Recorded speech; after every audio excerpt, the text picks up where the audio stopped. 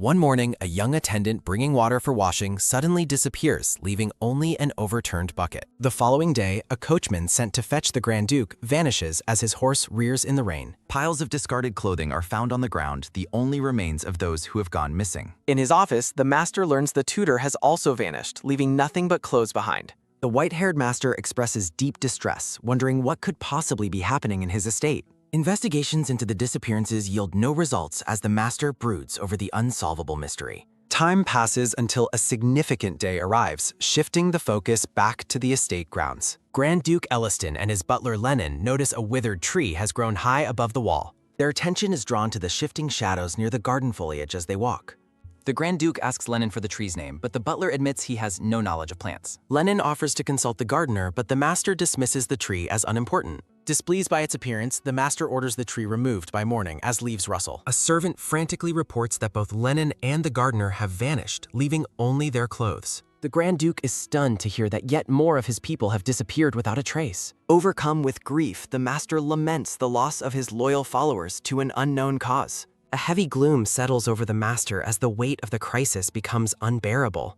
He stands before a window at night, staring at the sinister red light emanating from the garden. His gaze fixes on the strange growth with a growing sense of suspicion and dread. He questions if the tree was always that bloody color while branches creak in the wind. Night hangs heavy over the estate, concealing the dark secrets within the overgrown trees. Footsteps tap quickly as the master and a servant hurry through the dark courtyard with a lantern. Spotting a movement, the master commands his servant to give chase immediately. He whirls around and demands to know who is there as a sudden gust blows. A look of sheer horror crosses the master's face as he realizes the magnitude of the threat. He gasps in disbelief as a pale hand reaches out from the dark, grasping for him. Bodies lie on the ground as the master falls back before the tree's terrifying open gash. Following the tragedy, the main gate of the Elliston estate is permanently sealed. For 3 centuries, the cursed tree remained indestructible as people continued to vanish near the estate. A dirty boot steps forward onto the path as a traveler claims to have finally found the site. A black-haired woman with red eyes remarks on the existence of the crimson tree at the gate.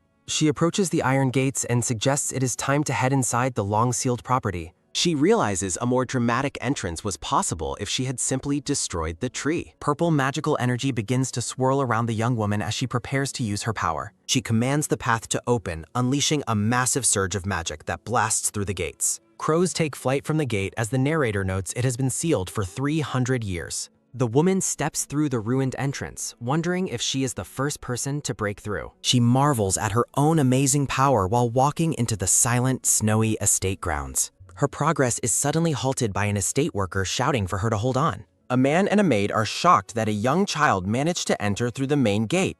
The man frantically orders his subordinate to notify the master about the intruder at once. A servant hurries away through the manor to deliver the urgent news of the girl's arrival. The dark-haired girl sits in a grand hall, facing a silver-haired noble across a large table. An advisor notes she passed the crimson tree and suggests they hear what she has to say. Grand Duke Raytons or Elliston drinks his tea, questioning why they should trust a nameless child. The Grand Duke's piercing blue eyes narrow as he scrutinizes the mysterious visitor sitting before him. Narration confirms she survived the tree that usually feeds on people, passing through without a scratch. It seems impossible for someone so young to have overcome the estate's first and most dangerous curse. The girl maintains a calm smile and introduces herself simply as Simone. Raytons asks for her family name, but Simone reveals that she is not of noble birth. The silver-haired Grand Duke looks down thoughtfully, processing the gravity of this girl's unexpected intrusion. Raytons or Elliston leans in and asks if she has a reason for visiting. Facing the silver-haired Grand Duke, Simone proposes a fair deal while the advisor watches. The advisor scoffs, calling it absurd for a mere commoner to request a bargain. Simone stands to leave, stating she does not mind if they do not believe her. She turns back and reveals a chilling truth. The Grand Duke is cursed. Her red eyes focus as she describes a hideous entity hanging from his shoulder. Simone claims the grinning creature has clung there for a long time without letting go. Shocked by the accusation, the brown-haired advisor demands to know what nonsense this is. Before leaving, the dark-haired girl calmly announces she will take her leave. Raytons calls out to stop her, admitting he suddenly wants to hear more. A small smile plays on her lips as she says her proposal is very simple. Her dirty boot steps firmly on the carpet as she begins to name her price. Simone stands confidently among a field of vibrant red spider lilies. She demands to be raised until she comes of age in exchange for lifting the curse. The young necromancer Simone is revealed to be 17 years old. In truth, she is Seo Hyunjang, a 25-year-old office worker who transmigrated. She recalls her sudden transition into a fantasy webtoon where she possessed hidden powers. An ornate frame confirms her new identity as Simone, who could see ghosts. In her memories, cruel children throw stones while mocking her red eyes as an omen. The young girl falls as stones strike her with a painful thwack sound. A stern director finds her, ordering the trembling Simone to follow her immediately. The woman leads her toward a waiting carriage, mentioning someone wishes to meet her. Simone is introduced to a dark-cloaked man as the child the director described. The director explains that her appearance is traditionally considered a pact with the god of death. She suggests Simone would be a valuable subject for the society's research. The girl watches in silent dread as the hooded man agrees to the deal. The figure announces his occult society will take the necromancer with them. Deep in the mountains, a sinister occult research facility looms under the night sky. Soldiers eventually storm the horrific site, discovering the dark secrets hidden within the stone walls. In a damp cell, Simone is found chained to a wall amidst blood and corpses. A soldier shouts for Orkin, frantic to report they have found a lone survivor. Narrator notes Simone was rescued and joined the main protagonist's party on their journey. While it seemed like a good start, her fate was destined to take a turn. The story originally ended with Simone's death while traveling with the hero Abel. Despite her potential as a powerful necromancer, she was condemned to a life of tragedy. She lived through discrimination only to sacrifice herself for her comrades like a total pushover. The reincarnated office worker clutches her head, cursing the misfortune of becoming such a character. A pale, ghostly hand reaches from beneath her bed as she realizes her doom. A massive, terrifying entity looms over her bed while she cringes in fear. She laments that this is an occult horror story instead of an ordinary transmigration. Curtains flutter in the window as she resolves to escape the orphanage before being sold. Simone flops onto her bed, worried that fleeing without a plan as a necromancer is dangerous. Staring at the ceiling, she wonders where a girl like her could possibly run to.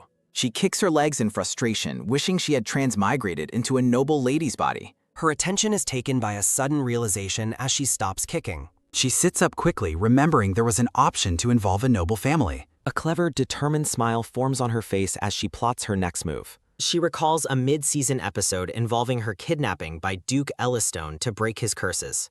In the present, the Duke demands to know who else can lift the family curses. He recalls previous failures where others apologized for lacking the power to hope. Narration confirms that at the time of their meeting, Simone had not yet awakened her powers. Duke Ellistone appears visibly shaken by the revelation that only a necromancer can break his family curse. Thought bubbles reflect on the Duke's character, noting that despite his villainous reputation, he cared for his people. Simone proposes a strategic delay, offering to lift the curses slowly until she officially reaches adulthood. Turning back with a smile, the girl lists her demands for a grand room and high-quality meals. She suggests that both parties can part ways by mutual agreement if the arrangement proves to be unsatisfactory. Basing the Duke and his advisor, Kel, Simone asserts she can quit halfway if she is not trusted. With a hopeful expression, the young girl silently pleads for the silver-haired master to accept her offer. She closes her eyes and prepares to offer one final promise to secure the high-stakes deal. Clutching her chest with conviction, Simone declares she is willing to stake her very life on this bargain. Raytons orders his advisor, Kel, to bring a specific item, and the man immediately complies with a bow. A heavy book adorned with a purple gem and ornate silver corners is presented on a table. The Duke identifies the volume as a precious family guidebook that has been passed down for generations.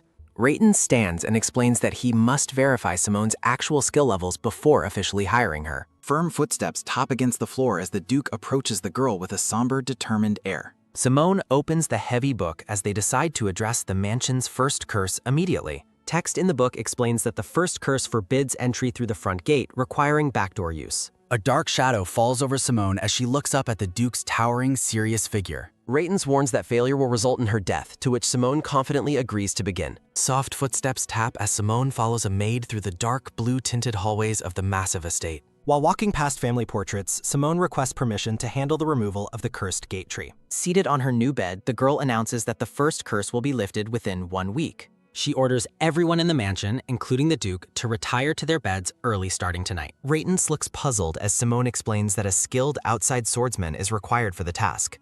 She clarifies that while she handles the magic, a master blade is needed to physically fell the tree. The Duke offers to cut the tree down himself, but Simone quickly stops him with a firm refusal. She explains that because the curse is on the mansion, no member of the Ellistone family may participate. Her red eyes focus intensely as she repeats the instruction for His Grace to sleep early tonight. Simone concentrates on her next move, hoping her prediction about the tree's true nature is accurate. She believes the Crimson Tree secretly moves to devour anyone who remains awake after everyone else is asleep. The Duke finds the idea of a man-hunting tree absurd, but Simone points out its long, dark history. A close look at the girl reveals her grim determination as she prepares for the dangerous night ahead. Simone wonders why the tree remains alive after 3 centuries of predatory behavior on the estate grounds. The maid stops at a large set of doors and announces that they have arrived at her quarters. A sharp gasp escapes Simone as she is taken aback by the incredible size of the room. The girl marvels at the magnificent chandeliers, gold trim, and overall luxury of the bedroom.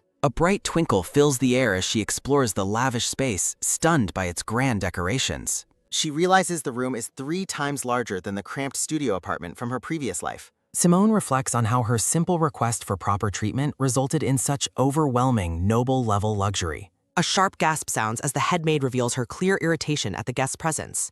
The maid warns her against visiting the 3rd floor, while Simone senses the staff's growing resentment. Simone flops onto the soft bed, gleefully celebrating her new status and planning her noble lady experience. The girl dismisses the attendant, stating she needs to take a nap in her new, heavenly surroundings. A pale hand reaches out toward the ornate bed frame as Simone begins to settle in.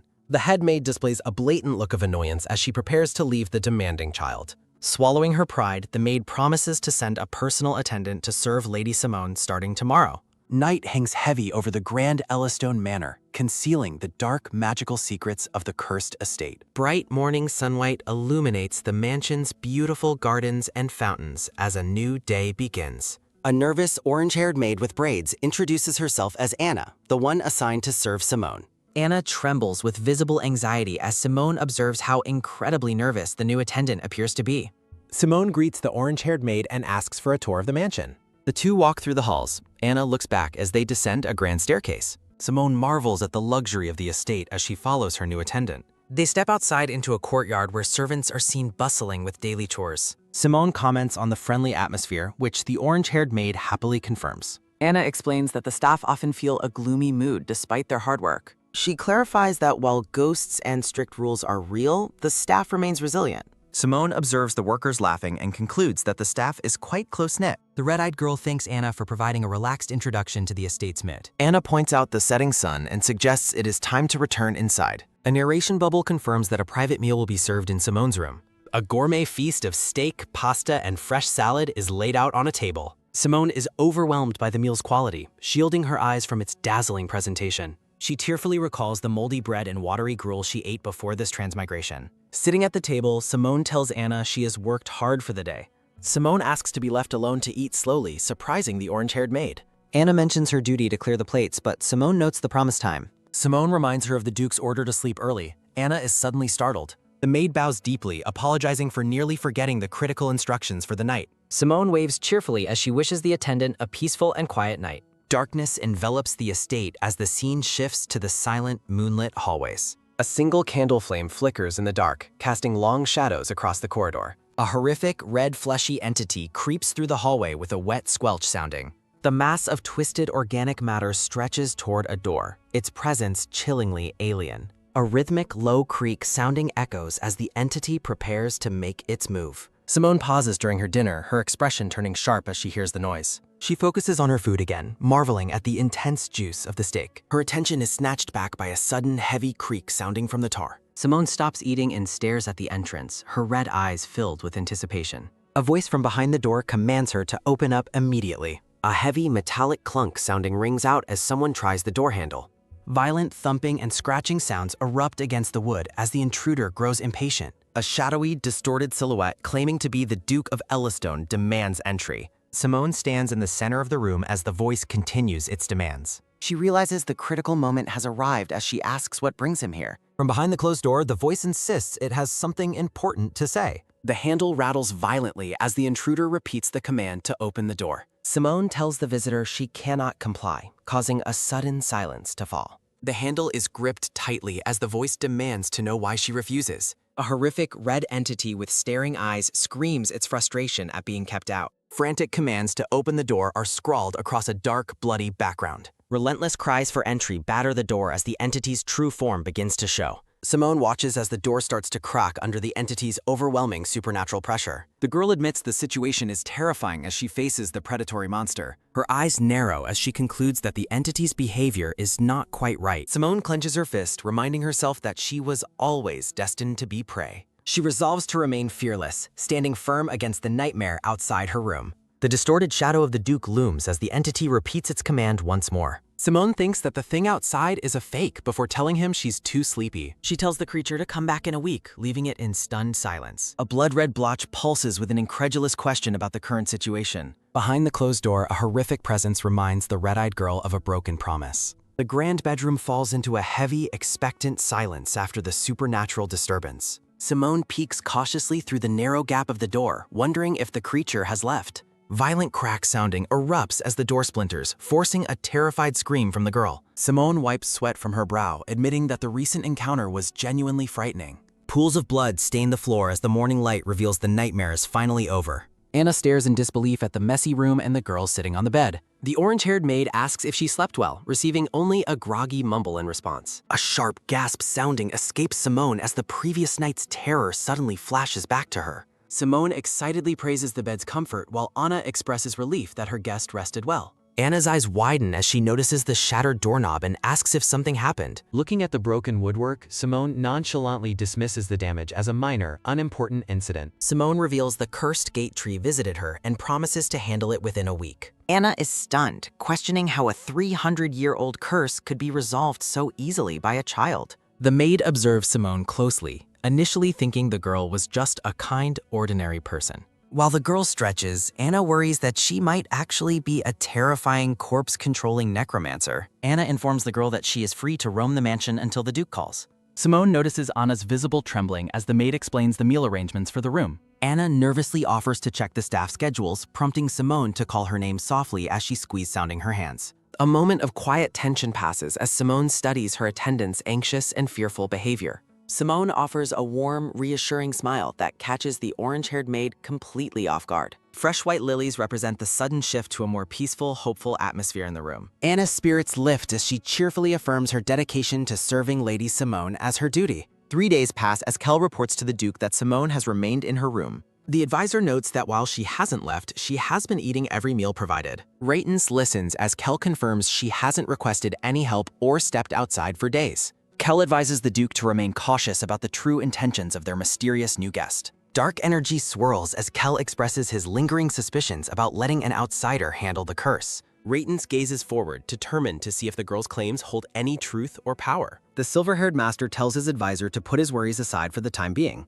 Raytons decides to wait a little longer before judging the success of the current arrangement. Bare branches sway as Cal agrees to increase surveillance on the mansion's grounds, just in case. A woman with brown hair and matching eyes steps through a doorway into the grand study. Raytons notes her healthy appearance as she thanks him for his hospitality and care. The Duke expresses confusion, pointing out that her hair and eye color have completely changed. She laughs off the change, explaining she needs to hide her identity as a necromancer from others. Simone admits she used items from the mansion for her disguise and hopes he doesn't mind. Raytons grants her permission to continue as she pleases while she enjoys a cup of tea. He asks for an update on her activities over the past week, which she vaguely describes. Simone sips her tea calmly, assuring the Duke that the curse removal is proceeding on schedule. Raytons asks if she has prepared the specific requirements they discussed for the task ahead. A focused and somber look enters the Duke's eyes as the time for action approaches. Raytons commands Kel to bring the help they need, and the advisor quickly acknowledges the order. A heavy creak sounding echoes through the room as a hooded figure enters the study.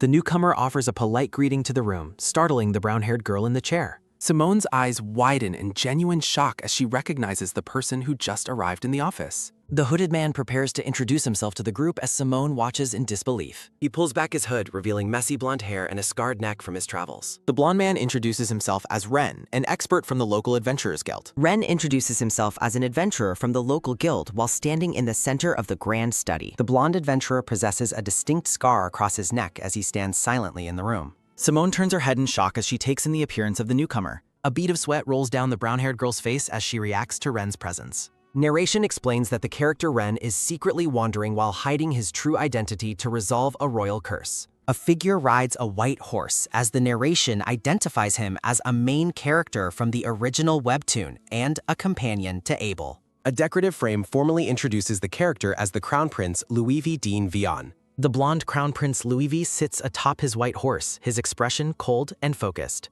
Simone wonders why he is here instead of meeting Abel, while Ren bows and explains he's here for her request. Simone introduces herself and expresses her desire for a successful partnership with the adventurer. Rayton sips his tea calmly, instructing Ren to wait for further details from Simone. The silver-haired Duke calls for Cal, who promptly acknowledges his master's voice. Cal gestures toward the hallway and asks the blonde adventurer to follow him. A crisp snap sounding echoes as papers are laid out, detailing the sleep records of everyone in the mansion. Simone sits in the large wooden chair, carefully reviewing the gathered documents. Simone notes that only the Duke and Kel stayed awake, while the rest of the staff followed the early bedtime order. Rayton's questions if the girl is truly capable of removing the cursed tree by the following day. Surrounded by dark energy, a vision of Simone confirms that all necessary preparations are finished. Simone promises that the tree will vanish by morning as the Duke and his advisor watch from across the room. Rayton leans forward and asks what the consequences will be if she fails her mission. Simone looks down at the table, preparing to deliver a grim answer to the Duke's question. A horrific vision shows Simone and Ren being consumed by the tree as nutrients if the plan fails.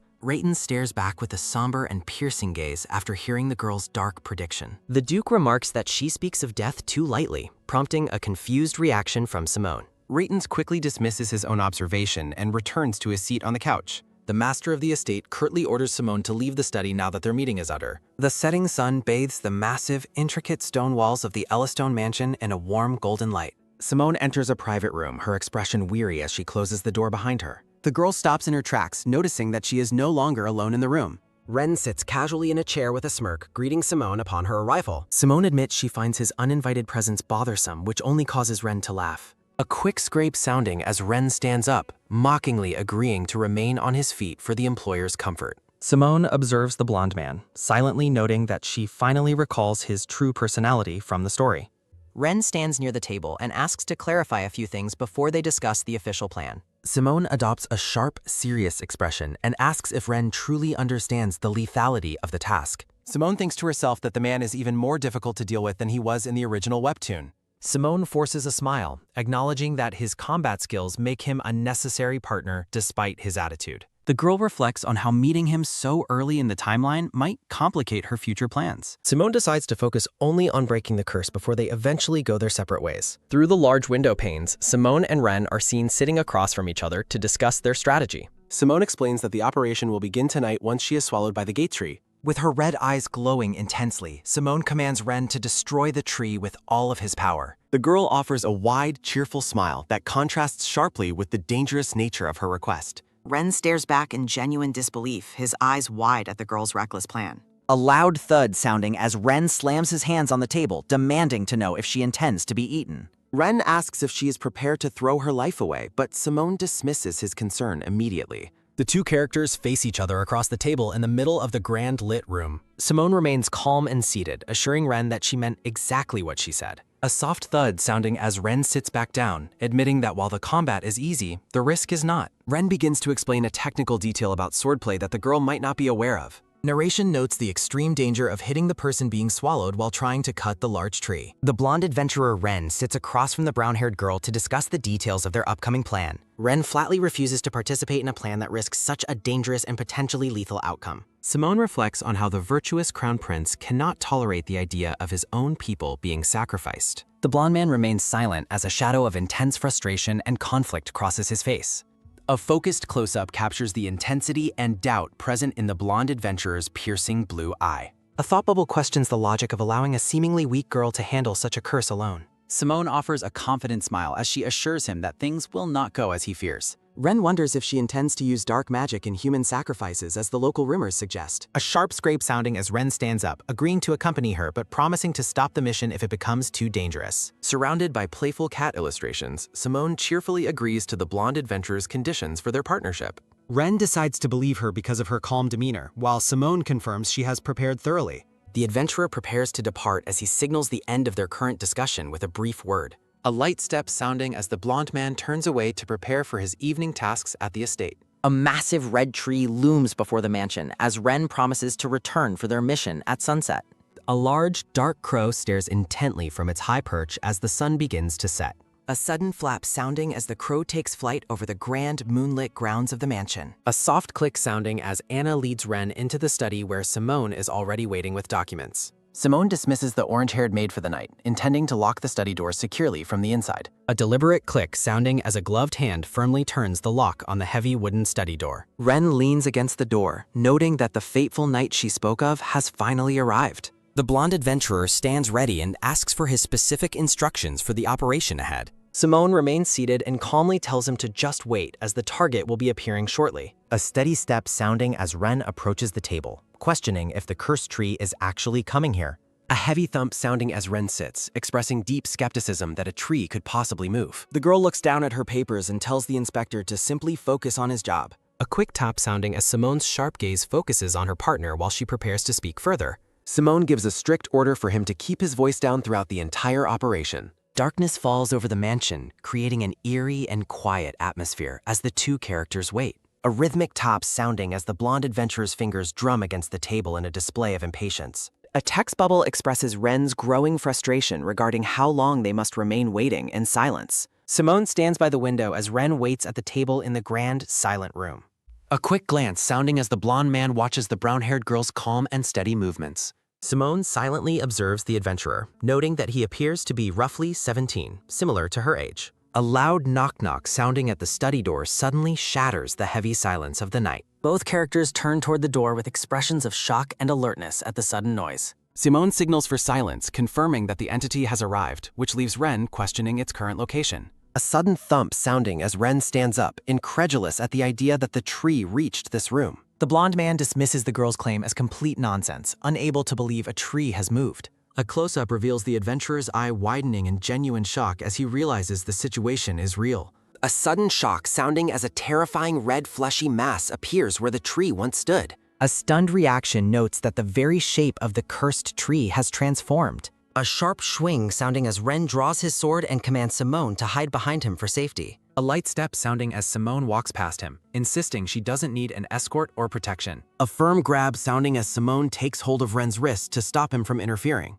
Ren asks if she is truly serious about her reckless plan, while Simone questions if he thinks she would joke in a situationship like this. The blonde man watches intently as the girl prepares to explain the final stages of the plan once more. Simone explains that the knocking entity will devour her, after which he must head to the red tree. A chaotic rattle and thud sounding as Ren asks about the creature while Simone identifies it as their target. A heavy thump sounding as a massive red creature appears, which Simone explains they must destroy together. Narration notes that the creature is currently transforming back into a Wigo tree. Simone offers a calm smile as she notes that she has been discovered and the operation has begun. A dense black mass with glowing eyes lingers outside the study door as Simone questions the guest. A loud rattle sounding as a monstrous, one-eyed red entity appears. Simone warns that the door will be opening soon, causing Ren to shout in disbelief. A massive, grotesque red entity crashes into the room, its singular eye fixed on the target. Simone stands motionless as the terrifying red monster looms over her with dark intent. Simone's red eyes glow with confidence as a knowing and sinister smile appears.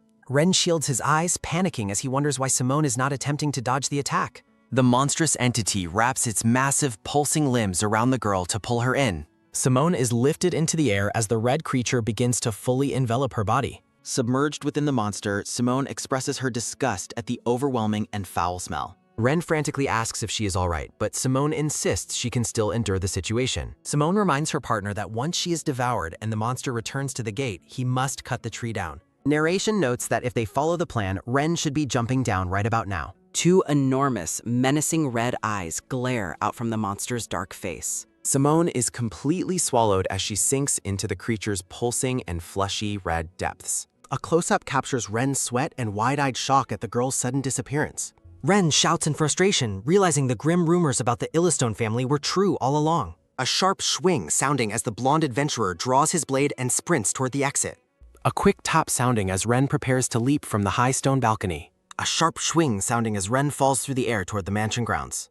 The blonde man plunges from the broken window toward the forest below the estate. A soft thud sounding as the red monster lands heavily on the study floor. Dark, shadowy figures watch as a sinister and pulsing red presence fills the room. A clawed red hand emerges from the mass with a slow and rhythmic scrape. a heavy thump sounding as the creature's thick, tree-like legs land on the floor. The entity groans about returning to its body while dragging itself through the dark mansion. Gasping for air, the blonde adventurer continues his desperate sprint through the vast gardens. Ren wonders what the hell that was and reflects on how the rumors about the Elliston family were true. Ren thinks to himself that the woman didn't even flinch when the monster caught her. Simone remains conscious and smiling within the dark and narrow interior of the beast. Labored breathing fills the air as the blonde man catches sight of the target. Ren watches from the shadows, questioning if the massive moving entity is a tree monster. Hiding behind a stone pillar, the adventurer confirms with shock that the entity is actually moving. Ren observes that the creature is trying to return to its main body just as Simone predicted.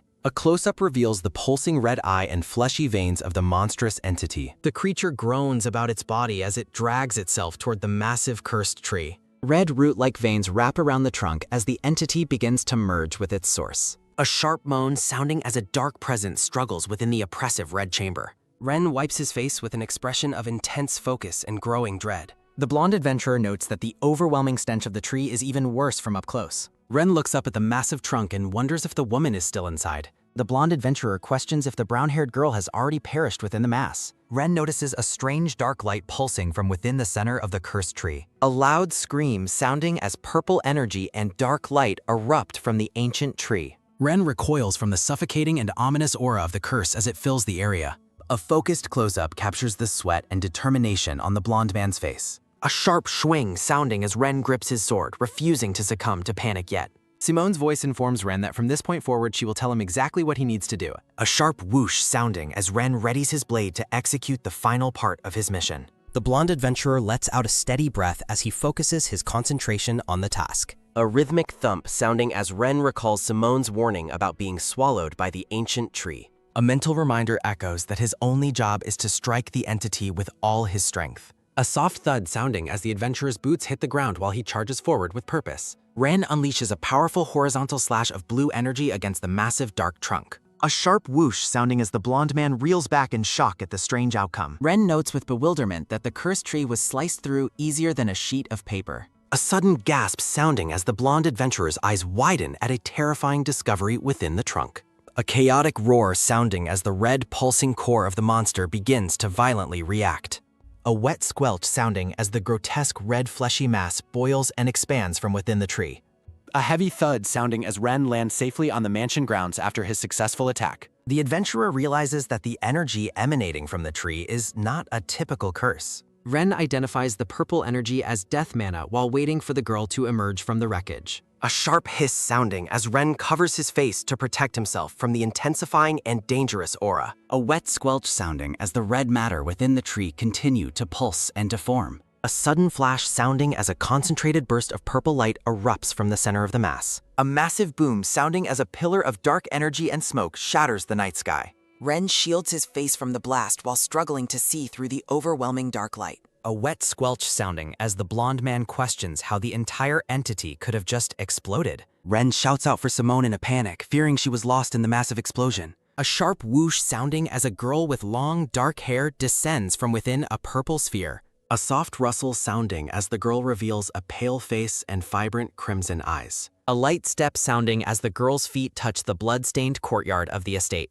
A quick tap sounding as the dark-haired girl gives a confident thumbs up and praises his performance. Ren stares in complete silence and confusion at the girl's sudden and dramatic appearance. The girl asks if he was the one who destroyed the monster while he questions her role. A light ha-ha sounding as the girl laughs about nearly vomiting from the monster's terrible smell. A sharp click sounding as Ren sheaths his sword while acknowledging her surprising and safe return. A soft gulp sounding as the blonde adventurer observes his partner with growing suspicion and intrigue. Ren notices that her hair color has completely changed while she complains about the filth on her dress. A quick top sounding as the adventurer observes that even the color of her eyes has shifted. Simone suggests they return to their room while Ren notes how unaffected she seems by the battle. A sudden retch sounding as the girl orders him to rest while she struggles with the foul scent. A tired stagger sounding as the dark-haired girl walks off to wash away the remains of the monster. A light step sounding as Simone waves goodbye, leaving Ren alone with his mounting questions.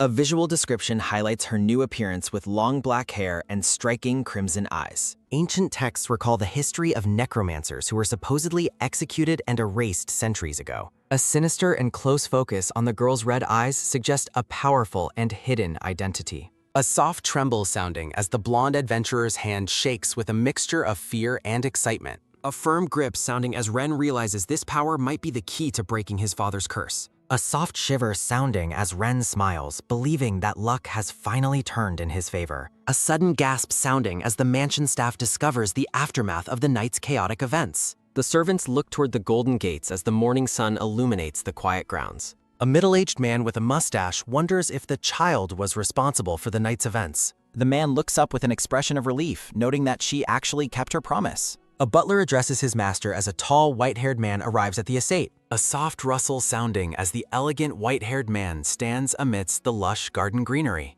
The scene shifts to a bright sky as someone reflects on the newfound beauty of the estate. A soft rustle sounding as the white-haired man commands the butler to open the main gates. Gold gates swing wide as a triumphant shout of "Yes!" rings out. In a sun-drenched bedroom, Simone wakes with a start amidst luxurious surroundings. Simone groggily asks for the time while her maid, Anna, asks about her sleep. The dark-haired girl stares intently, her red eyes flickering with calculation.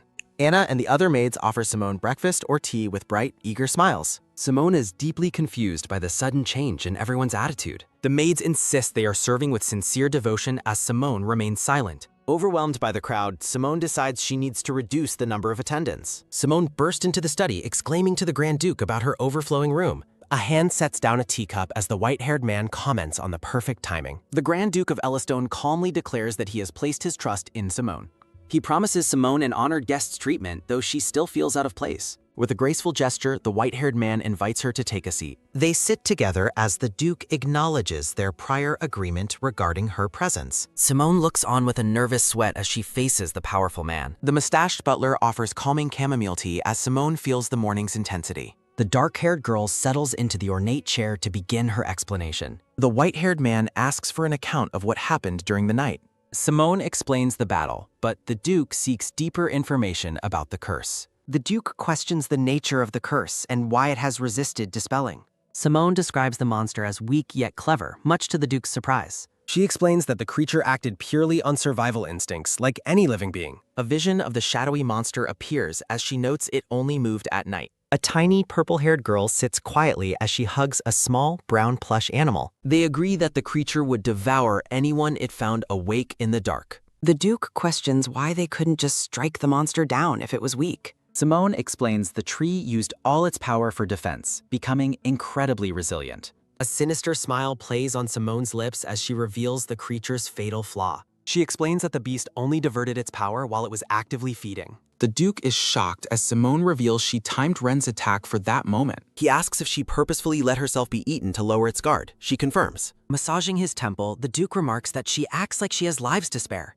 A cold sweat beads on the white-haired man's face as he processes her recklessness. He asks how she uncovered a secret that even his own family didn't know. Simone laughs nervously, keeping the truth about the webtoon she read to herself. She lies, claiming her knowledge comes from the ancient traditions of her necromancer lineage. The Grand Duke remains silent, his gaze fixed on her with unreadable intent. He decides to drop the matter for now, leaving Simone feeling relieved. Simone walks through the quiet mansion, reflecting on the heavy burden of his trust. She realizes that the entire task of breaking the curse now rests on her shoulders. Anna's frantic calling of her name catches Simone's attention in the hallway. The maid worriedly asks if she can stay, and Simone confirms she passed the trial. Anna is relieved while Simone smiles, thinking about the manual she must consult. A close-up reveals Simone's determination as she focuses on the next step. Simone pauses, hearing the rhythmic sound of heavy footsteps approaching from behind. A tall, regal woman in a black gown enters the hallway with cold elegance. The purple-haired woman walks past, her expression filled with a dark and chilling aura.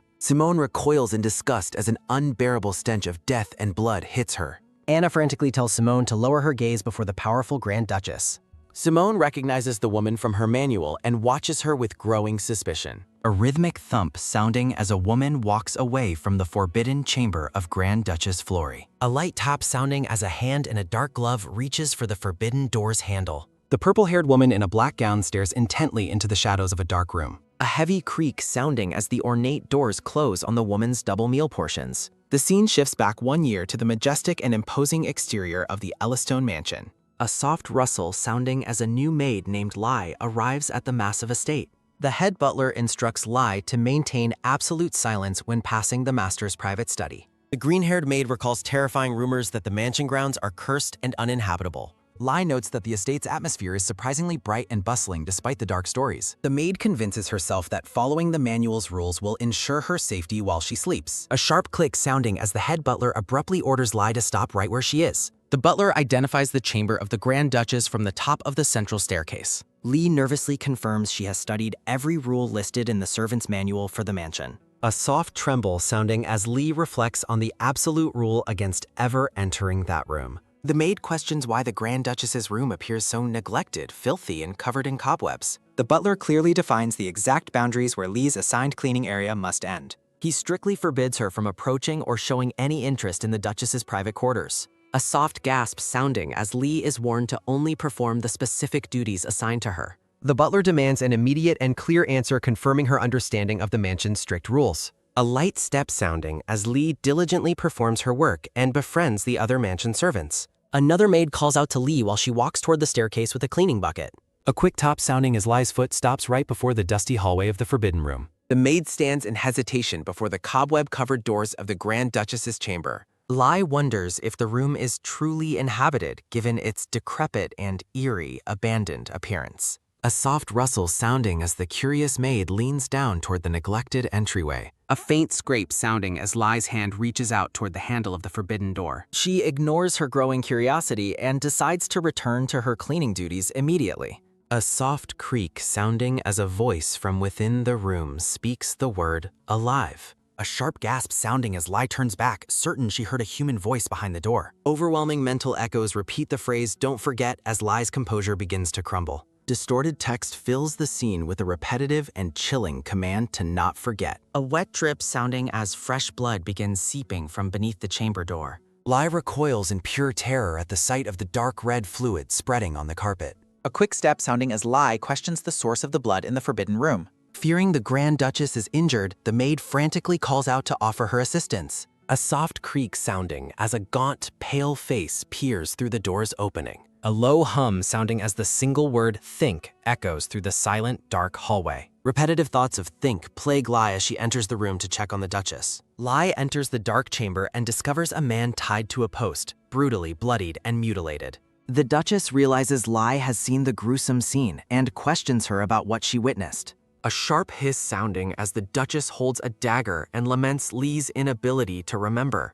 A massive crash sounding as the Duchess screams while Lai falls away in complete shock. The Duchess lunges with her weapon, questioning if the maid's impatience caused the current problem. A sharp stumble sounding as Lee tries to flee down the stairs in a state of panic. A heavy thud sounding as Lai's body crashes against the blood-stained stone floor. The maid lies broken and bleeding at the foot of the mansion's grand staircase. A soft groan sounding as Lai struggles to breathe or move after her violent fall. Lai cries out for help as the Duchess looms at the top of the stairs, watching her. The purple-haired woman looks down with a chilling expression of cold and detached judgment. The Duchess declares that Lai is the one who has committed the wrong act today. A chilling voice from the shadows declares that she is the one truly in the wrong. Simone's pale hand rests firmly on the cover of her ornate black manual. Anna asks if something is wrong while Simone remains seated in a state of deep focus. The final curse within the manual was the primary reason the Duke kidnapped Simone. Simone stares ahead with her red eyes, her mind racing through the secrets of the story. The curse actually targets Jace, the Forgotten Son, rather than the Grand Duchess herself. In the original timeline of the webtoon, Simone was ultimately unable to resolve this mystery.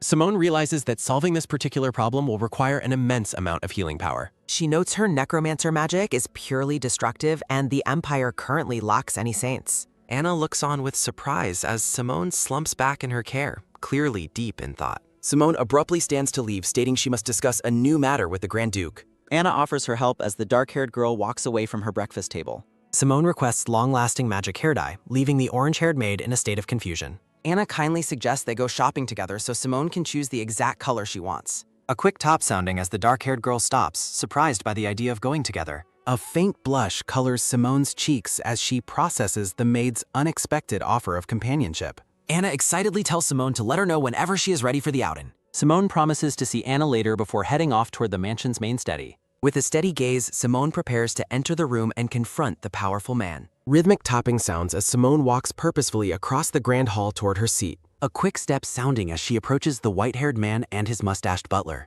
A heavy thud sounding as Simone makes a sudden request for help in finding a jewel. The Grand Duke welcomes her, while Simone thanks him and notes his hospitality. A small smile plays on the Duke's face as he observes his guest's improved demeanor. He remarks that she appears well-rested and has adjusted perfectly to her new surroundings. Simone clarifies her request, explaining that it is specifically a magic stone she must find. She reveals that the item, called Saintess's Desire, is essential for breaking the next curse. The white-haired man repeats the name of the legendary stone with a serious, focused expression. A soft clink sounding as Simone reaches for her tea while the conversation continues. Legend says the blood-red crystal appeared 300 years ago and holds a dark history. The stone's power drove a once devoted saintess into a state of uncontrollable, ruinous desire. It is widely known as the only jewel in the Empire imbued with holy power. Simone grips the handle of her teacup, her determination visible in her focused posture. She believes that combining the stone's energy with her own magic will heal the son, Jace. The problem remains that the original story never explicitly revealed where the stone was hidden. Rumors from the past suggest that an old woman in a seaside village once held it.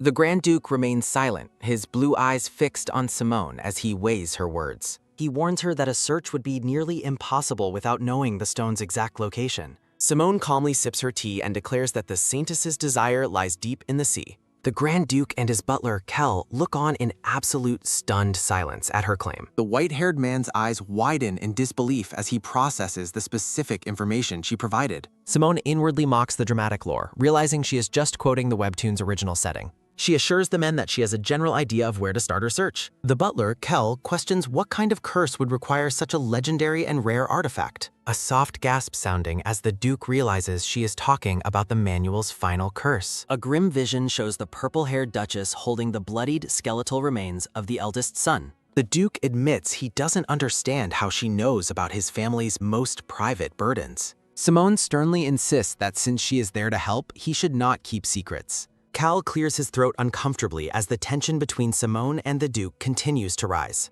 The butler denies the existence of any children, but the Grand Duke quickly silences his protest. The white-haired man declares she is an ally and must be treated as such. Clutching his head in distress, the Grand Duke orders everyone to leave him alone. Kel remains silent, looking at his master with concern before departing. The scene shifts as the name Simone resonates in the quiet air. Seated alone, the white-haired man reflects on the weight of the curses. Simone notes that Jace has been cursed to be completely forgotten by the world. With red eyes gleaming, Simone confirms her mission to break the Illistone family curses. The Grand Duke asks if she is acting purely on rumors and baseless risks. A wide view shows the two characters seated far apart in the massive hall. A soft sigh sounding as the white-haired man admits he must try regardless of uncertainty. A sharp rustle sounding as Simone stands, deciding to contact the Adventurers Guild for help. She walks away, noting that the dangerous magic stone requires specific, skilled individuals. Reaching the door, the dark-haired girl pauses to look back over her shoulder. The Grand Duke sits surrounded by flowers, his expression one of somber contemplation. A soft creak sounding as Simone leaves, stating she must first see his son's condition. Simone's profile shows a determined, almost predatory smile on her face. The focus shifts to a desk piled with books and a sealed letter. Kel suggests recruiting a mage, but the Duke refuses due to mana-related risks. The butler formally requests to ask his master a single serious question. Looking out the window, the white-haired man waits for his butler to speak. A close view of the Duke's long white hair as he remains silent. Kel explains that the answers will only come once everything has been fully resolved. The Grand Duke demands to know if the investigation into the specific matter is complete. A soft rustle sounding as the butler presents a report he received from an informant. The report details information obtained from a worker at a specific orphanage. A soft scrape sounding as the white-haired man takes the envelope from his butler. The Duke notes that necromancers are often abandoned by parents who cannot handle them. Rumors suggest the girl was frequently beaten and attempted to take her own life. Desperate to avoid being sold to an occult society, she preferred death instead. Holding the report, the Grand Duke processes the tragic details of Simone's past. Kel confirms she came to the estate only to survive, not to steal money. The white-haired man asks if the orphanage was located within his own domain. He stares at the report with a cold, ruthless expression and orders its destruction. A quick tap sounding as a sudden knock on the door interrupts their conversation. A sharp knock sounding as someone waits on the other side of the double doors. A soft thud sounding as the Duke orders Kel to open the door for the visitor. a soft creak sounding as the door opens, revealing a glimpse of the interior. Rhythmic tapping sounds as the Duke walks purposefully across the Grand Hall toward the new arrival. A close focus on the top of the Grand Duke's white-haired head. The white-haired man smiles warmly while welcoming a person named Florier. A bright flash sounding as a cheerful voice notes the time since the last request. A smiling, blonde-haired adventurer in a brown cloak places a hand on his chest. Florier, the blonde-haired girl, looks on with a surprised and uncertain expression. Thoughts reveal her intention to join Abel's party once her current mission concludes. A soft hum sounding as the blonde-haired man, Abel, expresses happiness at their reunion. Abel explains that he and other adventurers will participate in the Duke's new request. Florier notes how much more sociable he has become since they last saw each other. The scene shifts slightly as the conversation about Simone continues in the background. Abel and Florier walk together across the Grand Hall toward the large doors. Florier pauses and lets out a soft sound of realization. Florier and Abel walk across the Grand Hall, responding with a confused question to his remark. The blonde-haired man remains silent as they continue through the manor, his expression unreadable. A narrative reflection notes the desire to alter the tragic fate in the original storyline. A soft patter sounding as the blonde-haired man accepts her as a companion due to their early meeting. The blonde-haired girl wonders if he is a duckling because he follows her so closely. The girl hesitates, struggling to find the right words for the current situation. Original memories reveal that the blonde-haired man first joined her for her necromantic abilities. The Grand Duke and Cal acknowledge the arrival of the two adventurers. A soft thud sounding as the Grand Duke sets his documents aside to focus on them. The blonde-haired man bows deeply, explaining he joined the Duke's summons after meeting in the corridor. A soft rustle sounding as the girl exhales and slumps onto the nearby sofa. The Grand Duke invites them to speak as they settle in for the formal meeting. The blonde-haired man looks surprised as the request is revealed to be the search for a gem. He claims the task is simple, but the girl warns him this is no ordinary mission. The man's eyes widen in shock when he learns they seek the legendary Saintess's desire. The blonde-haired girl explains the stone's supposed location is a coastal village with a high cliff. A vision shows the red crystal descending into the frothing waves of the sea. The two discuss their lack of knowledge regarding the village's specific coordinates.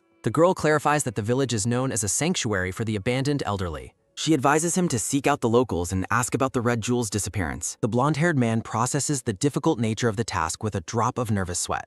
The girl concludes that if the sea yields nothing, they must find an alternative solution. A soft creak sounding as the Grand Duke stands, addressing the blonde-haired man by name. The white-haired man stands tall, his presence dominating the quiet room. The blonde-haired man remains seated, listening intently to the instructions being given to him. He notes that deeper inquiries will be necessary to locate such a rare artifact. Bright sunlight bathes the grand estate as they contemplate the search for the magic stone. The scene shifts to the lush, vibrant gardens surrounding the Duke's mansion. The blonde-haired girl and the man walk together through the garden paths after their meeting. The man questions the girl about her extensive knowledge regarding the elusive magic stone. A sharp rustle sounding as the girl stops abruptly, her surprise clear as she repeats his question. The man smiles gently, acknowledging her reaction while they walk under the sun. He remains silent for a moment, his gaze softening as he looks at her. The man decides to be direct, catching the blonde-haired girl off guard with his sudden change. He speaks with an earnest intensity while standing amidst the blooming garden flowers. The girl is bewildered as the blonde-haired man confirms he is referring to her. He notes her expertise on the Saintess's desire while they stand near the manor. The girl internally grumbles about hiring adventurers just to end up doing the work herself. The man offers to hire a wizard, but the girl quickly rejects the idea of more help. He confesses his desire to remain by her side, leaving the girl utterly speechless. The man laughs cheerfully while the girl dismisses his sentiment, telling him to leave now. A quick step sounding as the girl walks away, her back turned to the adventurer. She insists she has provided all the information and tells him to start working. A close focus shows the blonde-haired girl's mounting annoyance as she prepares to walk away. A sharp spin sounding as the girl turns back to ask why he is being so clingy. The man stands surprised in the garden as the blonde-haired girl stops to face him. She asks if he truly wants to stay with her as he walks toward her. The blonde-haired man smiles with genuine warmth, his happiness apparent in the sunlight. Rhythmic tapping sounds as the blonde-haired girl's shoe clicks against the stone path. The girl approaches the man, who looks up at her with a surprised and bright expression. Florier smiles brightly, naming the blonde-haired man as her very first employee. The blonde-haired man looks on with a bewildered and speechless expression.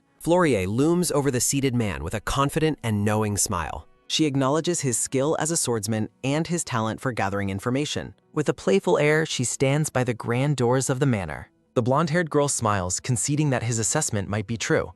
She finds the Crown Prince's flustered reaction quite amusing as he stands alone. A soft creak sounding as she departs, leaving him to consider her proposal. Alone in the quiet hall, she decides it is time to step out. She reflects on her plan to go out with a person named Anna. A soft thud sounding as Simone pauses on the stairs, feeling something is amiss. She realizes she has not seen Anna for the entirety of the day. Simone wonders if the maid was simply sent away on a sudden errand. She calls out Anna's name repeatedly, but only silence meets her voice. A dark, swirling energy fills the frame, reflecting a growing sense of unease. Simone lies awake in bed, her red eyes staring up into the shadows. A maid named Lise enters the room, asking if Simone slept well. Sitting up, Simone asks if Anna has returned since her disappearance last night. Simone grows suspicious when Lise ignores the question to ask about her wheel. Maids move through the sunlit hall, their activities appearing normal yet guarded. The servants avoid eye contact as they continue their work around the manor. Simone decides to skip breakfast, intending to head out to investigate immediately.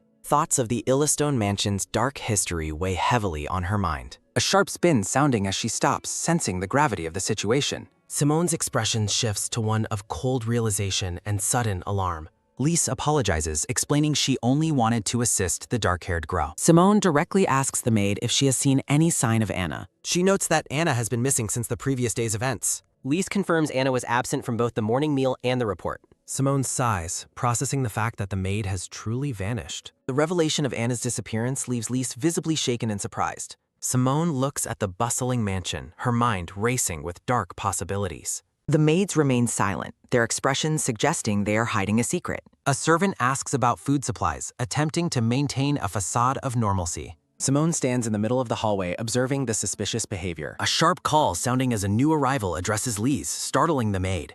Ruth, the head steward, approaches with a stern and authoritative presence. Ruth formally introduces herself while maintaining a cold and professional distance. A soft rustle sounding as the steward takes Lise away for other duties. Ruth firmly advises Simone to return to her room, away from servant areas. The steward leads the maid away, leaving Simone alone in the corridor. Bubbling with frustration, Simone notes that everyone is acting suspiciously on purpose. She stands firm, her only goal being to find the missing girl. Simone tries to maintain her composure despite her mounting irritation at the staff. Rhythmic tapping sounds as Simone flips through the pages of a thick guidebook. She concludes that the household is definitely concealing the truth from her. Simone decides to search the book for curses before confronting the Duke. Her finger traces the lines of text as she finds a promising league. Simone is puzzled, noting this specific curse was never mentioned in her memories. From a distance, the dark-haired girl is seen engrossed in her urgent research. Simone notes how evasive the household is being regarding Anna's disappearance. Lise and another maid are startled when the dark-haired girl confronts them directly. Lise warns that the situation is far too dangerous, but Simone refuses to abandon Anna. A soft thud sounding as Simone sets her hand firmly on the mystical guidebook. Ruth calls out to the dark-haired girl, her expression grave and professional. A heavy gulp sounding as the maids exchange a tense, worried look. Ruth maintains a cold distance while addressing Simone in the quiet room. Simone wonders if the steward is about to issue another suspicious instruction.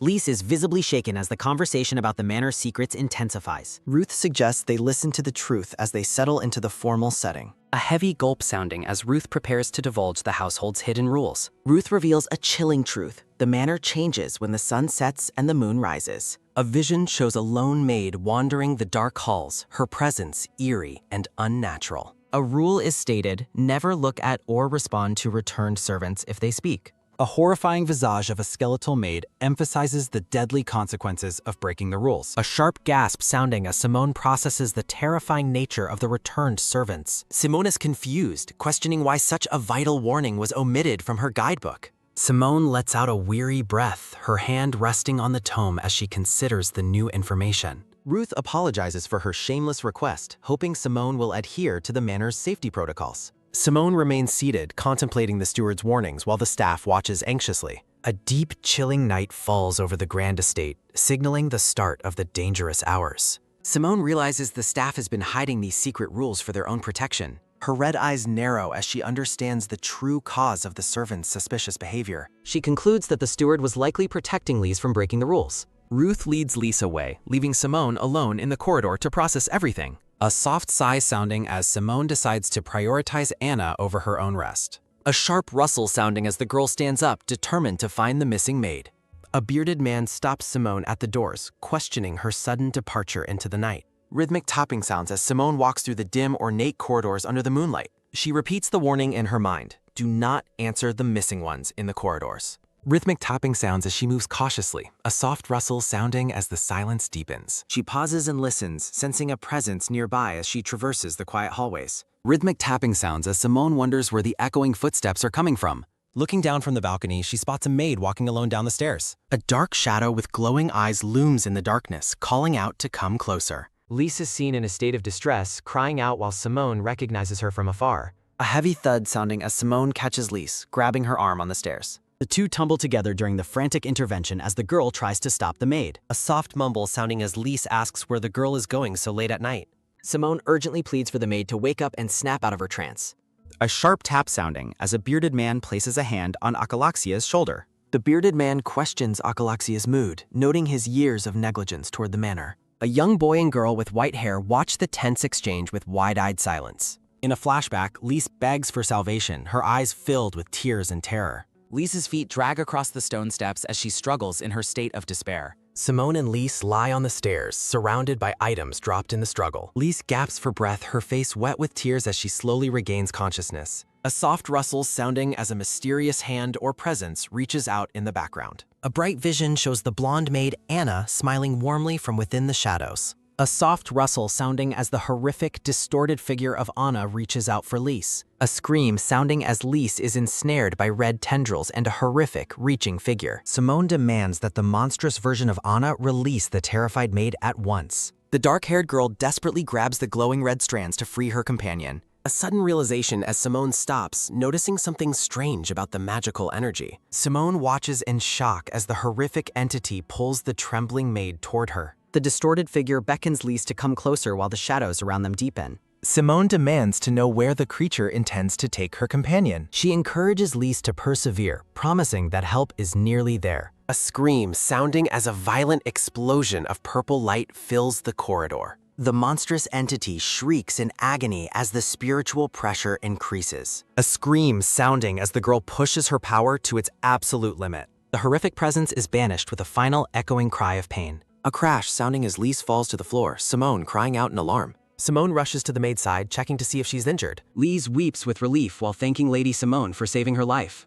Simone concludes that the curse remains since they have yet to find its source. The dark-haired girl asks the maid for a detailed account of the encounter. Trembling with trauma, Lise struggles to find the words to describe her ordeal. She recalls hearing the missing Anna's voice before her memories suddenly fades. Lisa's wide eyes reflect her terror as she admits to forgetting everything else.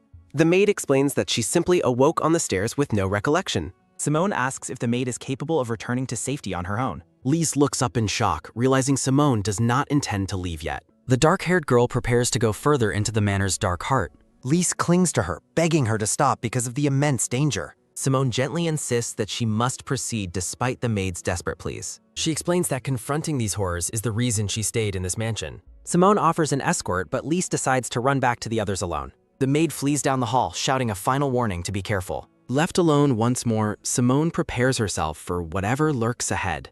Walking through the dark, Simone notes the lingering, heavy presence of the curse. A creak sounding as she stops, her red eyes narrowing at a sudden noise. A creak sounding again while Simone scans the empty, shadow-filled hallway from above. She catches a glimpse of something moving in the darkness, piquing her curiosity. Simone decides to withdraw for the night as the entity seems to have vanished. In a brighter memory, Anna serves tea with a warm and cheerful smile. The blonde maid hums happily while preparing refreshments in the ornate manner.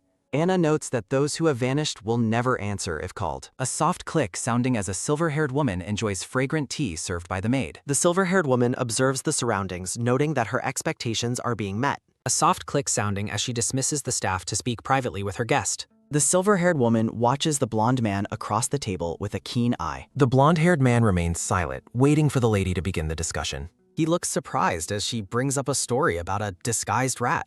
They sit at a grand table while she begins to recount a local legend. She describes a rat that transforms into a human after consuming their fingernails. The tale ends with the real master being exiled while the imposter thrives. The blonde-haired man finds the story deeply unsettling as he listens. The silver-haired woman remains pensive, her expression unreadable as the conversation continues. Shadows loom over the unsuspecting maids as the dark history of the manor persists. A small purple-haired witch greets the reader while someone asks what brings the guest here. The silver-haired woman sits with her arms crossed, waiting in silence for a response. The silver-haired woman and the blonde-haired man sit at a grand table in a sunlit room. Standing up, the man reports that the search is proceeding before offering an answer to her proposal. The silver-haired woman expresses brief surprise at the man's sudden decision to provide his answer. The blonde man hesitates, appearing visibly nervous as he prepares to speak further. A sudden, loud ooh sounding as the man leans forward during their intense discussion. She thinks the imperial family is desperate if the crown prince is seeking her out. Simone considers the benefits of gaining a skilled and diligent new employee for her own plans.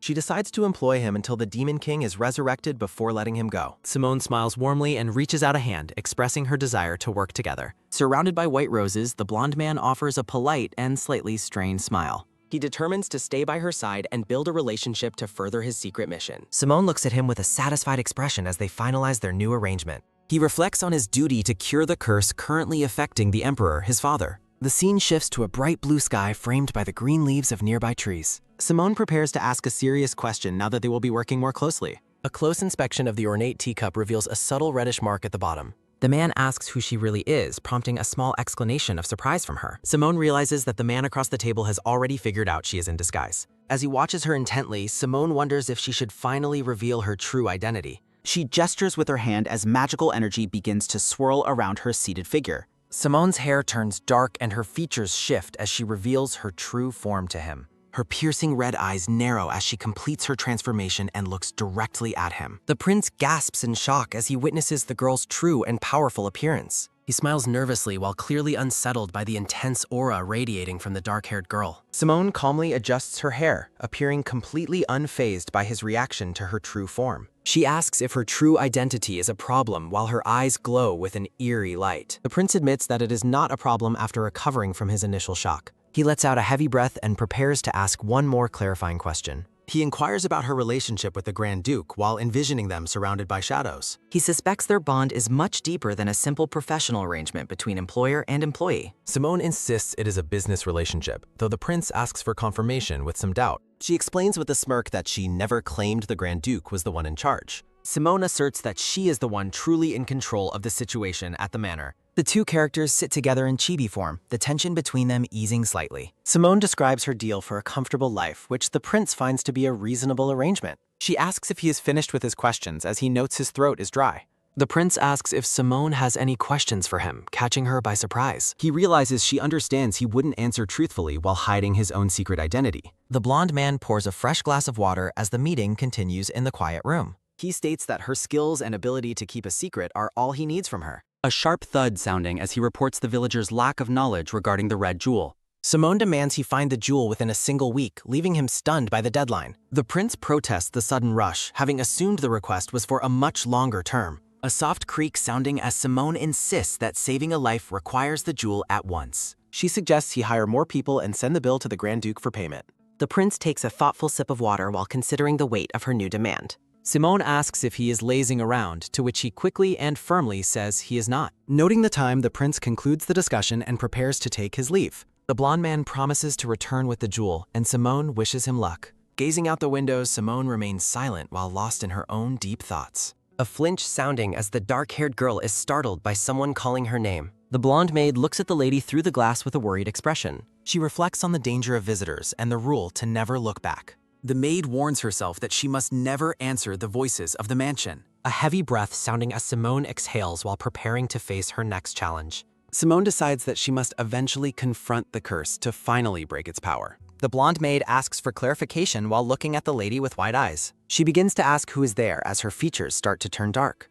The horrific entity mocks the girl for pretending not to see its true form. It laments that it could have devoured her completely if given more time. A sudden burst of red energy erupts as the creature launches a violent attack. Simone is ensnared by the red strands while struggling to free her trapped arm. She cries out in pain as the magical energy tightens its grip around her. A scream sounding as a toothy red maw bites deep into the girl's arm. The red-haired man and a maid rush in, demanding the creature release her. A gasp sounding as the newcomers witness the horrific monster attacking their lady. The distorted version of Anna continues its brutal assault on the terrified dark-haired girl. Simone desperately orders the creature to let go of her as she fights back. She grabs the entity's head while preparing to unleash her own powerful magical energy. A loud grunt sounding as a massive surge of purple mana repels the monster. a gasp sounding as blood spatters the floor from the lady's injured arm. The creature shrieks in agony as its face is hideously burned by the magic. The monster realizes it must escape before the dark-haired girl can finish the job. A scraping sound as the entity's clawed hand leaves marks on the ornate floor. The creature desperately thinks that it needs to flee from the room immediately. It scurries away into the hallway as the red-haired man prepares to give chase. Clutching her bleeding arm, Simone determines that she must get out of there. The entity transforms into a large rat-like creature as it flees down the hall. Simone and the red-haired man chase the creature while calling for its capture. Maids in the corridor scream in terror as a giant rat dashes past them. The creature continues its frantic escape while still wearing remnants of its maid uniform. A green-haired maid is warned that the creature is a monster, not their companion. Simone summons dark energy, her eyes glowing red as she focuses on her target. She finds it incredibly draining to run while simultaneously flaring up her magical power. Breathing heavily, she regrets her lack of exercise while continuing the high-speed pursuit. Simone considers crafting a black mana talisman to handle ghosts like they do in movies. The chase continues through the mansion as she expresses frustration over the creature's speed. Simone pauses to watch the rat scurrying ahead, noting its surprisingly fast pace. She stops running, realizing she can no longer keep up with the nimble monster. Simone decides she must catch it first, regardless of the curse's status.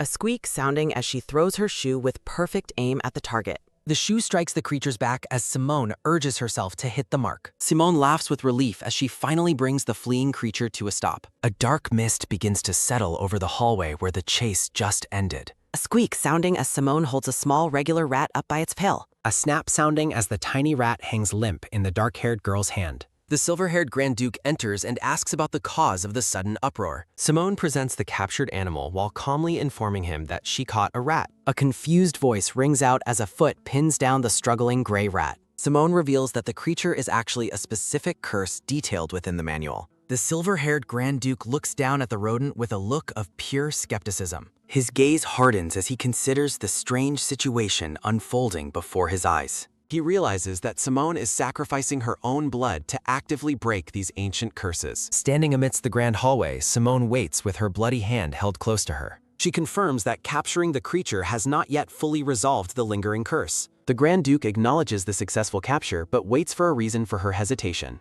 He questions why things aren't finished yet as he stares intently at the captured beast. Simone explains her dilemma, noting that she has never taken the life of a living thing. A chilling smile crosses her face as she asks if killing the creature will suffice. Without hesitation, the Grand Duke draws a sharp, hidden blade from his ornate walking cane. A sharp squeak sounding as the silver blade ruthlessly impales the creature against the floor. He coldly asserts that they cannot afford mercy for a thief while the curse remains. The Grand Duke advises her to seek immediate treatment for her own bleeding hand. The shock of the ordeal finally hits Simone as she cries out in sudden pain. Holding her mangled arm, she screams in agony as a maid rushes to her aid. Simone frantically demands treatment while the maid tries to calm her down. Turning his back on the chaos, the Grand Duke calls out to his attendant, Keller. The gray-haired maid supports the hysterical girl, struggling to keep her upright and calm. He commands Kelly to find a healer immediately, regardless of the financial cost involved. The Grand Duke stares off pensively while issuing one final firm command to find Anna. Clutching her injured limb, Simone looks toward her companion with wide, terrified red eyes. She worries that Anna's injuries are identical to hers since they were both attacked.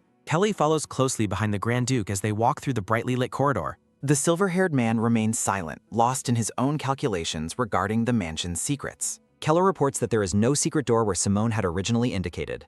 A heavy silence settles over the empty, sun-drenched hallway after the news is delivered. The Grand Duke continues walking away, his expression unreadable as he processes the information. He pauses for a moment, his gaze fixed on the ornate architecture of his home. He instructs Kelly to personally investigate the matter to ensure nothing was missed. Back in the bedroom, Simone asks if Anna is going to be okay. The valet explains that Anna's wounds were far more severe and deeper than Simone's own. A healer uses glowing magic to treat Anna, who is finally recovering thanks to Simone. A soft sigh sounding as the gray-haired maid exhales, relieved that the worst has passed. Simone thanks the maid and dismisses her, ready to get some much-needed rest herself. The maid suddenly begins scolding her for being so reckless while her hand was bleeding. She continues her heated lecture, questioning how Simone could possibly chase a monster while injured. Simone lets out a tired yawn, clearly finding the maid's constant nagging quite exhausting. The gray-haired maid hesitates, her stern expression softening as she prepares to speak again. She suddenly drops into a deep, respectful bow before the dark-haired girl on the bed. The maid admits that without Simone's intervention, Anna surely would have perished. Simone is caught off guard as the maid offers a sincere apology for her past rudeness. A brief memory flashes of the maid being confrontational while holding a light candle. Simone settles into her pillows, dismissively telling the woman that no thanks are necessary. She reflects privately that her only motivation for saving the girl was her own desire. Simone considers that she would have normally just followed the manual and ignored the danger. A dark, knowing smile plays on her lips as her red eyes shimmer with secret intent. A quick gasp sounding as the gray-haired maid looks on with a visible shiver. Clinging to her apron, the maid trembles while appearing deeply unsettled by the lady's aura. The gray-haired maid stands with her hands on her hips while scolding someone. Looking toward the high windows, Kaylee promises to bring a meal up later and tells the lady not to fall asleep, to which Simone dismissively agrees. A low mutter sounding as two shadowy figures whisper secretively to one another. A few days pass before Anna calls out to Lady Simone to look at something. The blonde maid looks incredibly happy and full of energy as she gestures with her hands. Anna insists she cannot leave all the work to her sisters, while Simone suggests she should rest longer even if her wounds have healed. Simone smiles softly, her red eyes sparkling as she observes her companion's recovery. The dark-haired girl decides they should go today, leaving the blonde maid confused about their destination. Anna suddenly remembers their promise to explore the village together. The blonde maid rushes off to change her clothes, while Simone reminds her to also pick up some hair dye. A sharp click sounding as a black shoe steps onto the wooden platform of a carriage. Now sporting gray hair, Simone surveys the rundown village and questions the messy state of the area. Bam explains that while this is the Grand Duke's territory, it was considered a city 3 centuries ago. Simone acknowledges the history of the area with a small, knowing smile. She realizes why Kaylee had been so deeply concerned about her leaving the mansion. Simone recalls the maid's warning that the village is dangerous for women and those who look wealthy. In her memory, the gray-haired maid strictly commands her to finish her business and return immediately. Bam describes how the current master provides aid, unlike the former head who neglected the territory entirely. Simone notes that Bam knows the village well, and he confirms he was born in the town of Hurton. A gasp sounding as Simone is suddenly overwhelmed by a chilling, invisible force. A spectral blue hand reaches for her face as a voice whispers for her to die. A terrifyingly tall blue ghost looms over her, demanding she die with it as Simone recognizes it from the orphanage.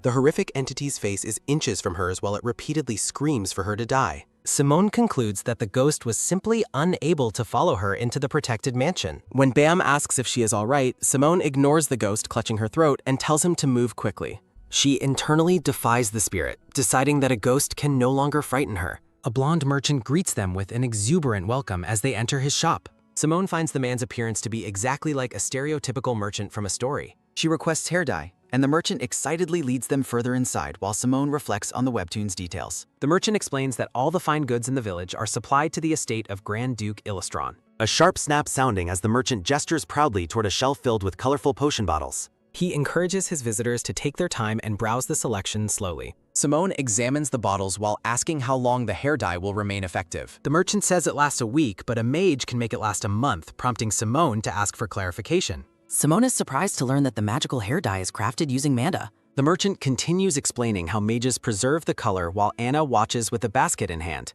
Anna is shocked when Simone casually decides to purchase 2 of every single color. Simone questions if the amount is excessive or if they lack the funds for the purchase. A jingle sounding as Anna prepares to pay, amazed by the massive amount of gold coins being spent. The merchant bows repeatedly and thanks them profusely as they exit the store. Anna asks where they should head next while Simone pauses to consider their options. Simone mentions a specific book she wants, but expresses doubt that a bookstore exists in such a village. Anna points out that a bookstore does exist nearby, much to the lady's surprise. A loud thud sounding as the scene reveals a messy outdoor stall piled high with books and scrolls. Simone is skeptical of the shoppy stall, but Anna assures her it contains a vast collection of books. Though the shop only has old books, Simone decides that it is better than having nothing at all. A creak sounding as the girls approach the stall and call out to see if anyone is present. An old man with a long white beard and hair emerges from behind the counter. The shopkeeper bluntly tells them to leave because they do not have an appointment. A thud sounding as Anna steps forward and questions if the place is even a legitimate shop.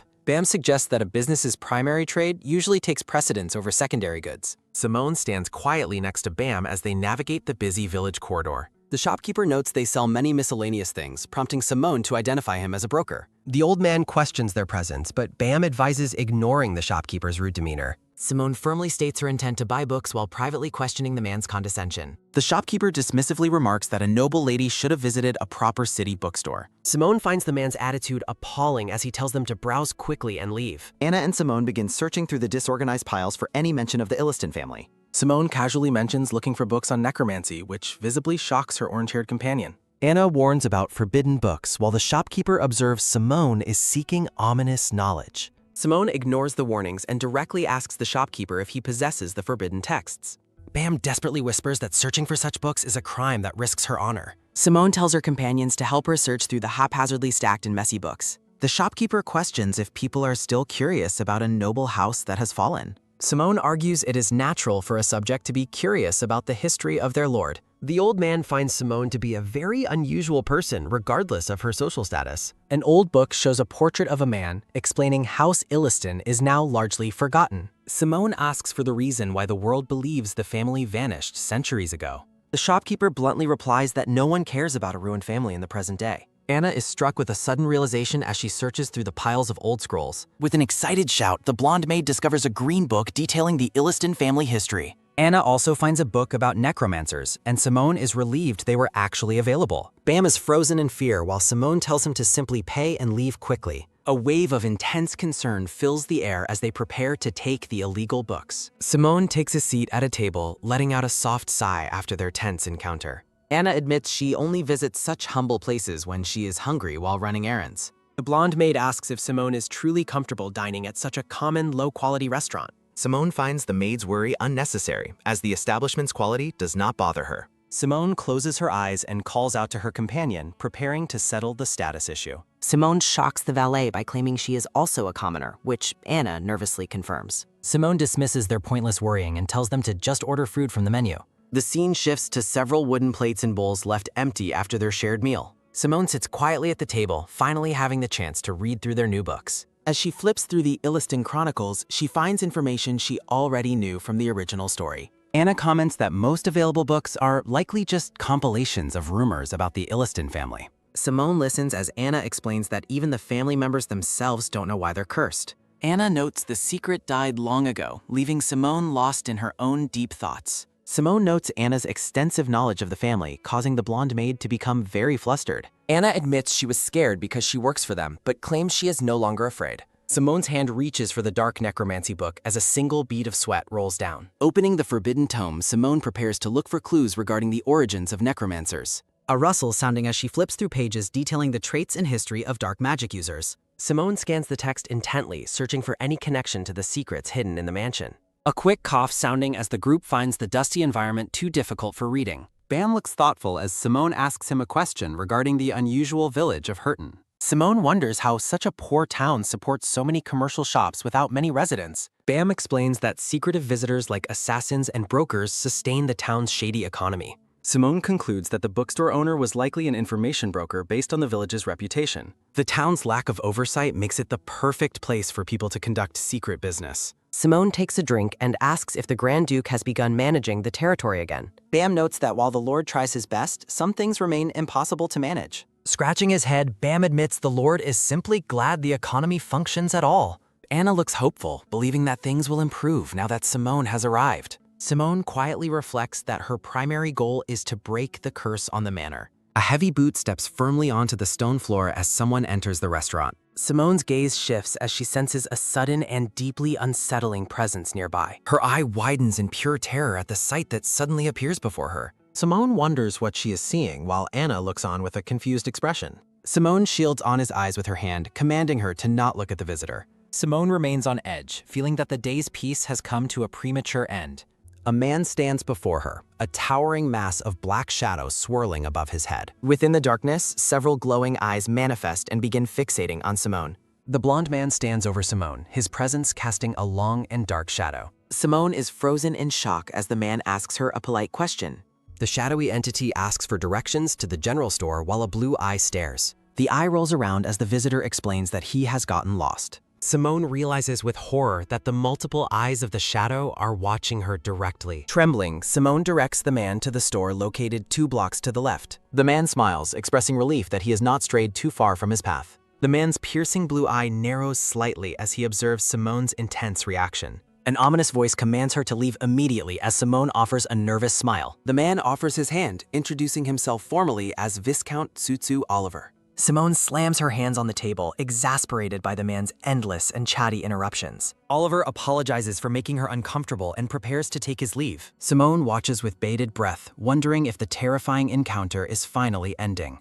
The dark shadow swirls violently as the visitor begins to walk away from the table. Simone gasps as she realizes the spirit is far more dangerous than she anticipated. A massive shadow looms over her, causing her to freeze in mid-sentence. A sharp cry of terror sounding as Simone shrinks back from the closing darkness. The atmosphere grows suffocatingly heavy as the ghost's power fills the surrounding space. Anna's voice rings out as she calls for her mistress in deep concern. Simone hunches over the table, struggling to process the supernatural sight she just witnessed. A single bead of sweat rolls down Simone's face as she tries to regain her composure. Simone's hands tremble violently as she stares at the empty space where the man stood. Simone reflects on the terrifying and overwhelming nature of the ghost that was just present. Oliver looks back at her with a concerned expression, asking if the lady is all right. The blonde man tilts his head, asking for clarification after her strange behavior. Simone assures Oliver she is fine while quickly gathering her newly purchased books. Simone looks away with a troubled expression, unable to shake her chilling experience.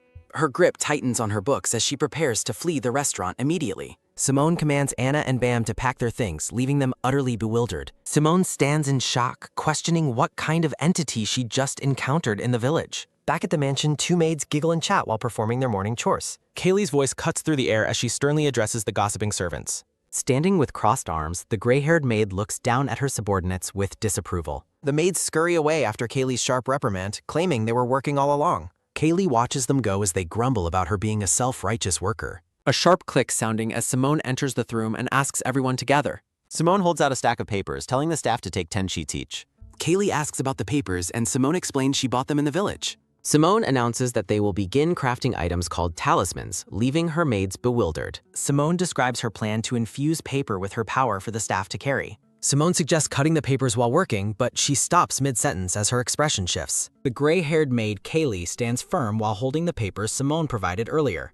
Kaylee questions if the lady should handle such matters herself while Simone calmly sips her tea. A close-up shows Simone holding a patterned blue teacup as she reacts with confusion. Simone lowers her tea, looking off-camera with a thoughtful and slightly serious expression. Simone reflects privately that she is also creating these items for her own personal convenience. Kaylee emphasizes that the purpose of these talismans is to ensure their collective protection. Kaylee lets out a heavy breath, deciding to accept Simone's proposal if she views it that way. From across the room, Kaylee asks if Simone is okay, causing the lady to look up. Simone hesitates to answer, her red eyes reflecting a moment of deep and sudden uncertainty. A bead of sweat rolls down Simone's face as she recalls the frightening encounter in town. Simone remembers the smiling Viscount Oliver and the terrifying, multi-eyed shadow entity that loomed behind him. Simone is haunted by the memory of a giant, piercing blue eye watching her directly. Simone feels a lingering sense of dread as she considers additional complications from her trip. Simone clutches her neck, her face shadowed with a mixture of fear and exhaustion. Simone notes that the small spirit she usually keeps close fled during their village tour. Chibi Simone claims she was fine until Kaylee reminded her of the unsettling events. Simone playfully offers to tell a scary story, which visibly irritates her gray-haired maid. Kaylee dismisses the conversation, turning away while claiming she wasn't asking out of genuine concern. Night falls outside as Simone decides to prioritize making the first talisman for the Grand Duke. The long-haired Grand Duke stands alone by a window, staring out into the dark night. The butler enters to inquire about dinner plans, but the Grand Duke dismisses the idea. The Duke asks about Florie's appetite, hearing that she still leaves most of her meals. The butler reports that the Adventurers Guild has successfully located the legendary Saintess's desire. The Grand Duke demands to know why this crucial news was not reported to him immediately. A close-up reveals the Grand Duke's hand clenched into a tight fist in anger. The butler explains they were verifying the jewel's authenticity with a wizard when trouble arose. The butler reveals the treasure was stolen by a skilled thief despite the party's presence. Furious, the Duke questions how a master swordsman like Ren could let the jewel be taken.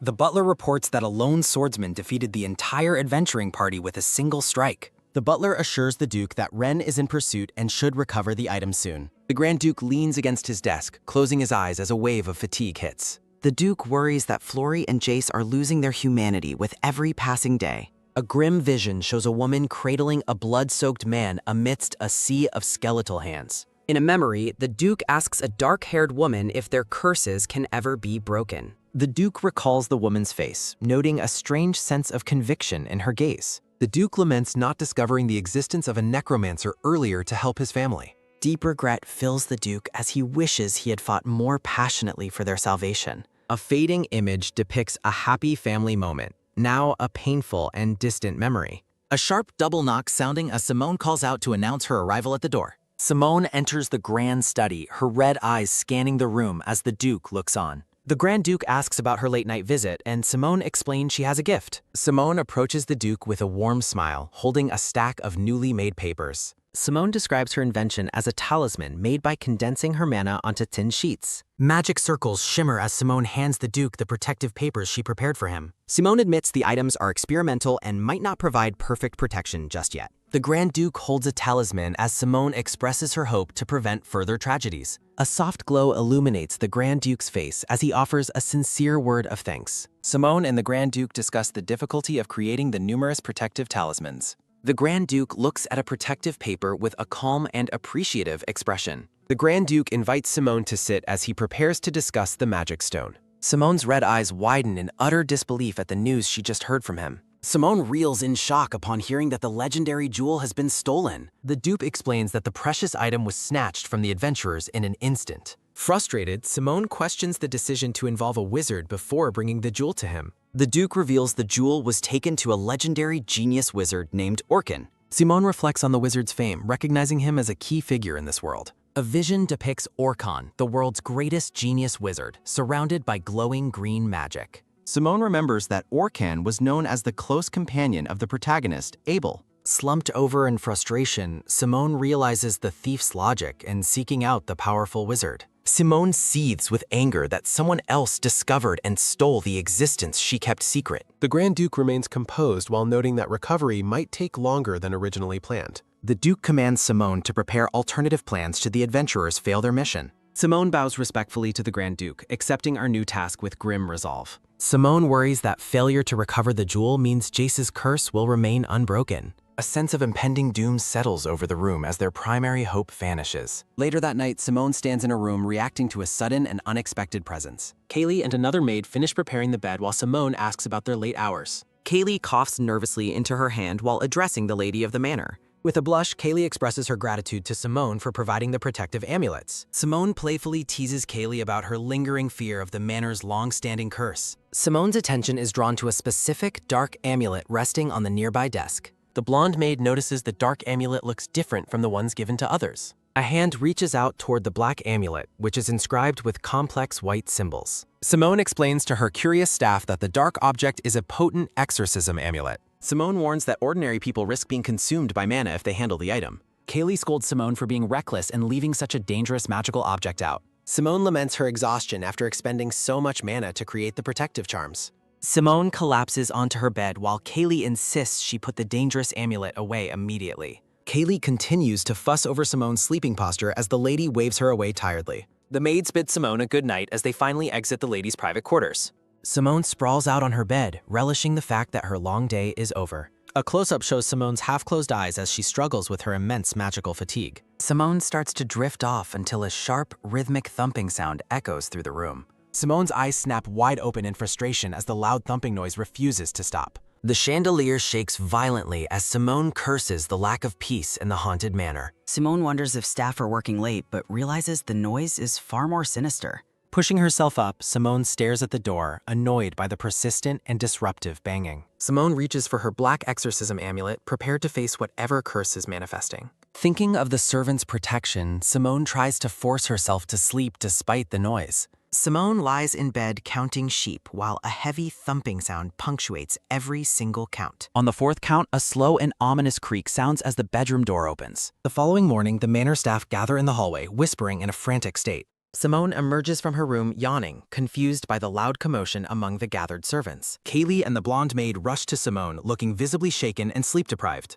Kaylee informs a surprised Simone that there is a problem only a necromancer can solve. The blonde maid asks Simone if she experienced the same unsettling events as the rest. In a flashback, the servants sit huddled in fear as a rhythmic thumping echoes all night. Kaylee explains that although everyone heard it, no one dared to investigate the potential danger. A dark version of Simone smiles knowingly, her face obscured by shadows and glowing light. Simone praises the maid's caution and advises them never to investigate disturbances alone in the mansion. Simone asks if anything other than the thumping occurred, prompting a quick response from the blonde maid. The blonde maid explains the cook heard a feminine voice, causing Simone to react with genuine surprise. In the grand hallway, the blonde maid notes that cooks typically wake early to prepare the daily ingredients. The mustached chef shivers as he recalls hearing a woman's voice echoing through the kitchen at dawn. Simone enters deep thought, trying to piece together the connection between the thumping and the voice. Simone realizes with a start that the protective talisman she placed on her door has completely vanished. The maids confirm they will speak with the cook after the lunch rush to gather more details. Simone decides to go for a walk while the blonde maid watches her from the top of the stairs. Standing on the garden path, the long-haired Simone looks back with a beautiful and serene expression. A soft, rhythmic rustle sounding as Simone's elaborate dress brushes against the gravel path during her walk. Simone notes the garden is being tended again now that the cursed red tree is finally gone. The sprawling manor gardens look entirely different, filled with lush greenery and blooming flower beds under the sun. Simone settles in the garden to study a black magic book decorated with a complex silver circle. Kaylee brings a tray of tea to the table while Simone remains focused on her mysterious manual. Simone grows frustrated, questioning if she is imagining the gaps she is finding in her magical research. A close-up reveals Simone's intense focus and a small bead of sweat as she searches for answers.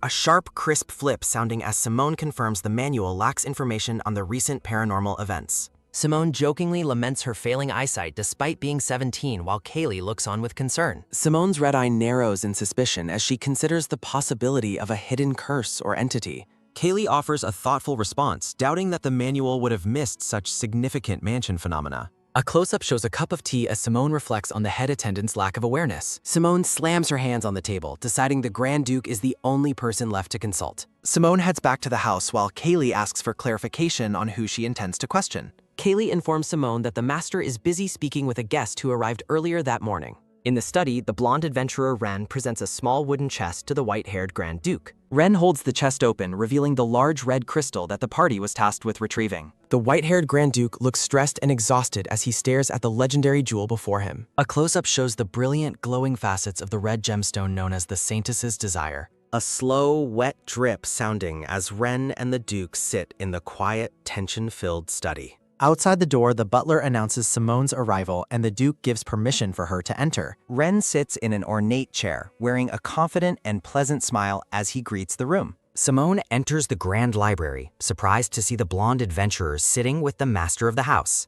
The Grand Duke acknowledges Ren's success in retrieving the item within the agreed-upon timeframe. The Grand Duke wonders why Simone hasn't changed her appearance despite the presence of an outsider like Ren. Simone offers a polite smile, remarking on the remarkable skill Ren displayed in completing such a difficult task. Simone's red eyes widen as she senses a powerful and overwhelming aura coming from the open chest. The jewel is confirmed as the genuine Saintess's Desire, having been verified by the legendary wizard Organ. The Grand Duke requests a full explanation of the events that transpired during the jewel's recovery. A heavy wooden creak sounding as the three characters gather around the table to begin their discussion. The white-haired Grand Duke maintains a stern and expectant expression while waiting for Ren to speak. Ren reveals that the thief appeared to be a lone adventurer with no guild who wielded a sword aura. Ren ponders the mystery, noting the thief's high skill level despite having no official ties. Simone reacts with visible shock as she listens to the description of the powerful and mysterious warrior. Simone privately realizes that such a powerful swordsman in this village can only be one specific person. The Grand Duke notes that the culprits already have a known record for stealing precious gems. Simone is overcome with frustration, cursing her luck that things have become so complicated so quickly. Ren's expression shifts into a subtle, knowing smile as he begins to voice a growing suspicion. Ren wears a confident and pleasant smile as he prepares for his next task. Simone reflects on the shocking realization that Abel was the one who stole the jewel. Simone laments the chaotic state of affairs while the Duke watches her with concern. Ren asks what is wrong, but Simone quickly dismisses his concern. Simone realizes that only a few people could ever match Luivi's legendary sword skills. A sharp metal clang sounding as Luivi and Abel clash blades in a fierce duel. Simone wonders how Abel's party knew about the Saintess's Desire so early in the story. Simone worries that the twisting plot might be partially her fault as she checks her phone. Simone considers whether the story has finally returned to its original and intended course. The white-haired Grand Duke asks Simone why she is thinking so deeply at this moment. Simone mentions she has a specific request for the master of the house. Simone makes the surprising proposal to hire Ren as a member of her personal staff. Ren stares at Simone in complete disbelief at her sudden and unexpected offer of employment. The Grand Duke looks skeptical while Simone explains her growing need for skilled allies. Simone brushes her long black hair aside while offering a charming and persuasive smile. Simone points out the inconvenience of relying solely on the Adventurers Guild for every task. Simone realizes that her request sounds like a child asking their parent for a puppy. Simone teases Ren, who sports puppy ears while boasting about his fetching skills. The Grand Duke sighs, stating Ren cannot reside in the estate like Simone does. Ren listens intently as the details of his living arrangements are being discussed. Ren agrees to commute and only stay at the manor when it is absolutely necessary. Looking down from above, the white-haired Grand Duke finally gives his official approval. Simone is overjoyed as the Duke tells her to manage her new employee properly. The Duke asks Simone to investigate the strange noises recently reported by the servants. Simone smiles, realizing she should have brought up the noises to the Duke sooner. A heavy wooden creak sounding as Simone stands to prioritize the rescue of Jace. Simone's red eyes glow as she flashes a sharp, confident, and knowing grin. The Grand Duke looks visibly unnerved by Simone's sudden and intense shift in personality. Simone asks if the Grand Duke can assist her with the upcoming rescue mission. The Duke promises to provide a healer and send Ren to help when needed. Simone requests that the Grand Duke investigate the servant rumors about noises himself. Simone looks back with an enigmatic expression before finally leaving the study with Ren. Simone reflects on the noises that weren't mentioned in any of the magical manuals. A soft, wet swallow sounding as the Duke suspects a new curse has emerged. A brief, formal bow sounding as Simone and Ren depart the study together. Ren stops Simone on the stairs to ask her a very serious and pointed question. Ren wonders how a healing jewel can be used to save someone from a curse. Ren asks Simone if she is truly familiar with the forbidden art of black magic. Ren describes black magic as sorcery used by those distancing themselves from the gods. Dark visions show the atrocities committed by necromancers in the Empire's bloody past. Ren asks why black magic was deemed so incredibly dangerous in the first place. Ren looks horrified as he begins to piece together the dark truth of the situation. Simone walks ahead, confirming Ren's dark suspicions with his single, calm word. Dark energy swirls around a grand door as Simone's dangerous secret is finally revealed. Ren shouts for Simone to wait, looking completely shaken by the weight of her revelation. Ren questions how a noblewoman could perform black magic right in her own home.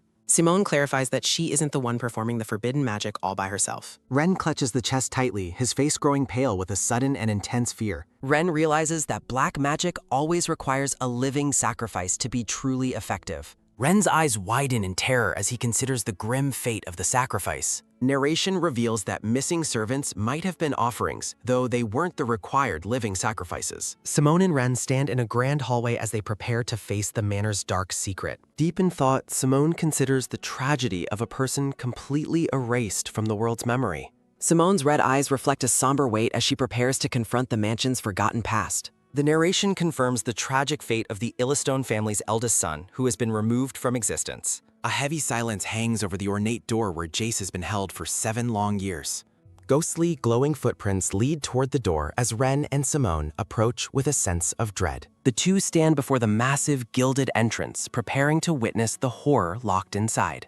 Simone insists on taking a look inside, catching Ren off guard with her sudden and bold decision. Simone offers a calm, slightly eerie smile, claiming she only wants a quick peek at the situation. Ren expresses confusion over the Duchess's status, while Simone notes the woman roams the mansion freely. Ren recalls his own encounters with the Duchess, noting she often speaks with the Grand Duke himself. Simone teases Ren about his hesitation, asking if he needs more time to prepare for the reveal. A quick gripping grab sounding as a hand finally reaches out to seize the heavy door handle. Ren looks back in alarm while Simone maintains her confident and unwavering expression.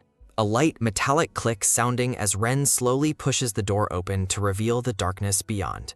A low, eerie creak sounding as a pale face with a glowing purple eye peers out from the shadows. Ren is paralyzed with fear, sweat beading on his forehead as he stares at the terrifying entity. A heavy wooden groan sounding as Ren tries to quickly close the door on the nightmare inside. A sharp, sudden thud sounding as a pale, ghostly hand slams against the door to prevent its closure. A loud, frantic burst sounding as the Duchess lunges out and drags Simone into the pitch-black room. Simone's eyes widen in genuine shock as the powerful force pulls her into the forbidden chamber. A sharp, breathless gasp sounding as Simone is overwhelmed by the Duchess's sudden and violent attack. Ren cries out in terror, his face twisting in a mix of horror and desperation for Simone.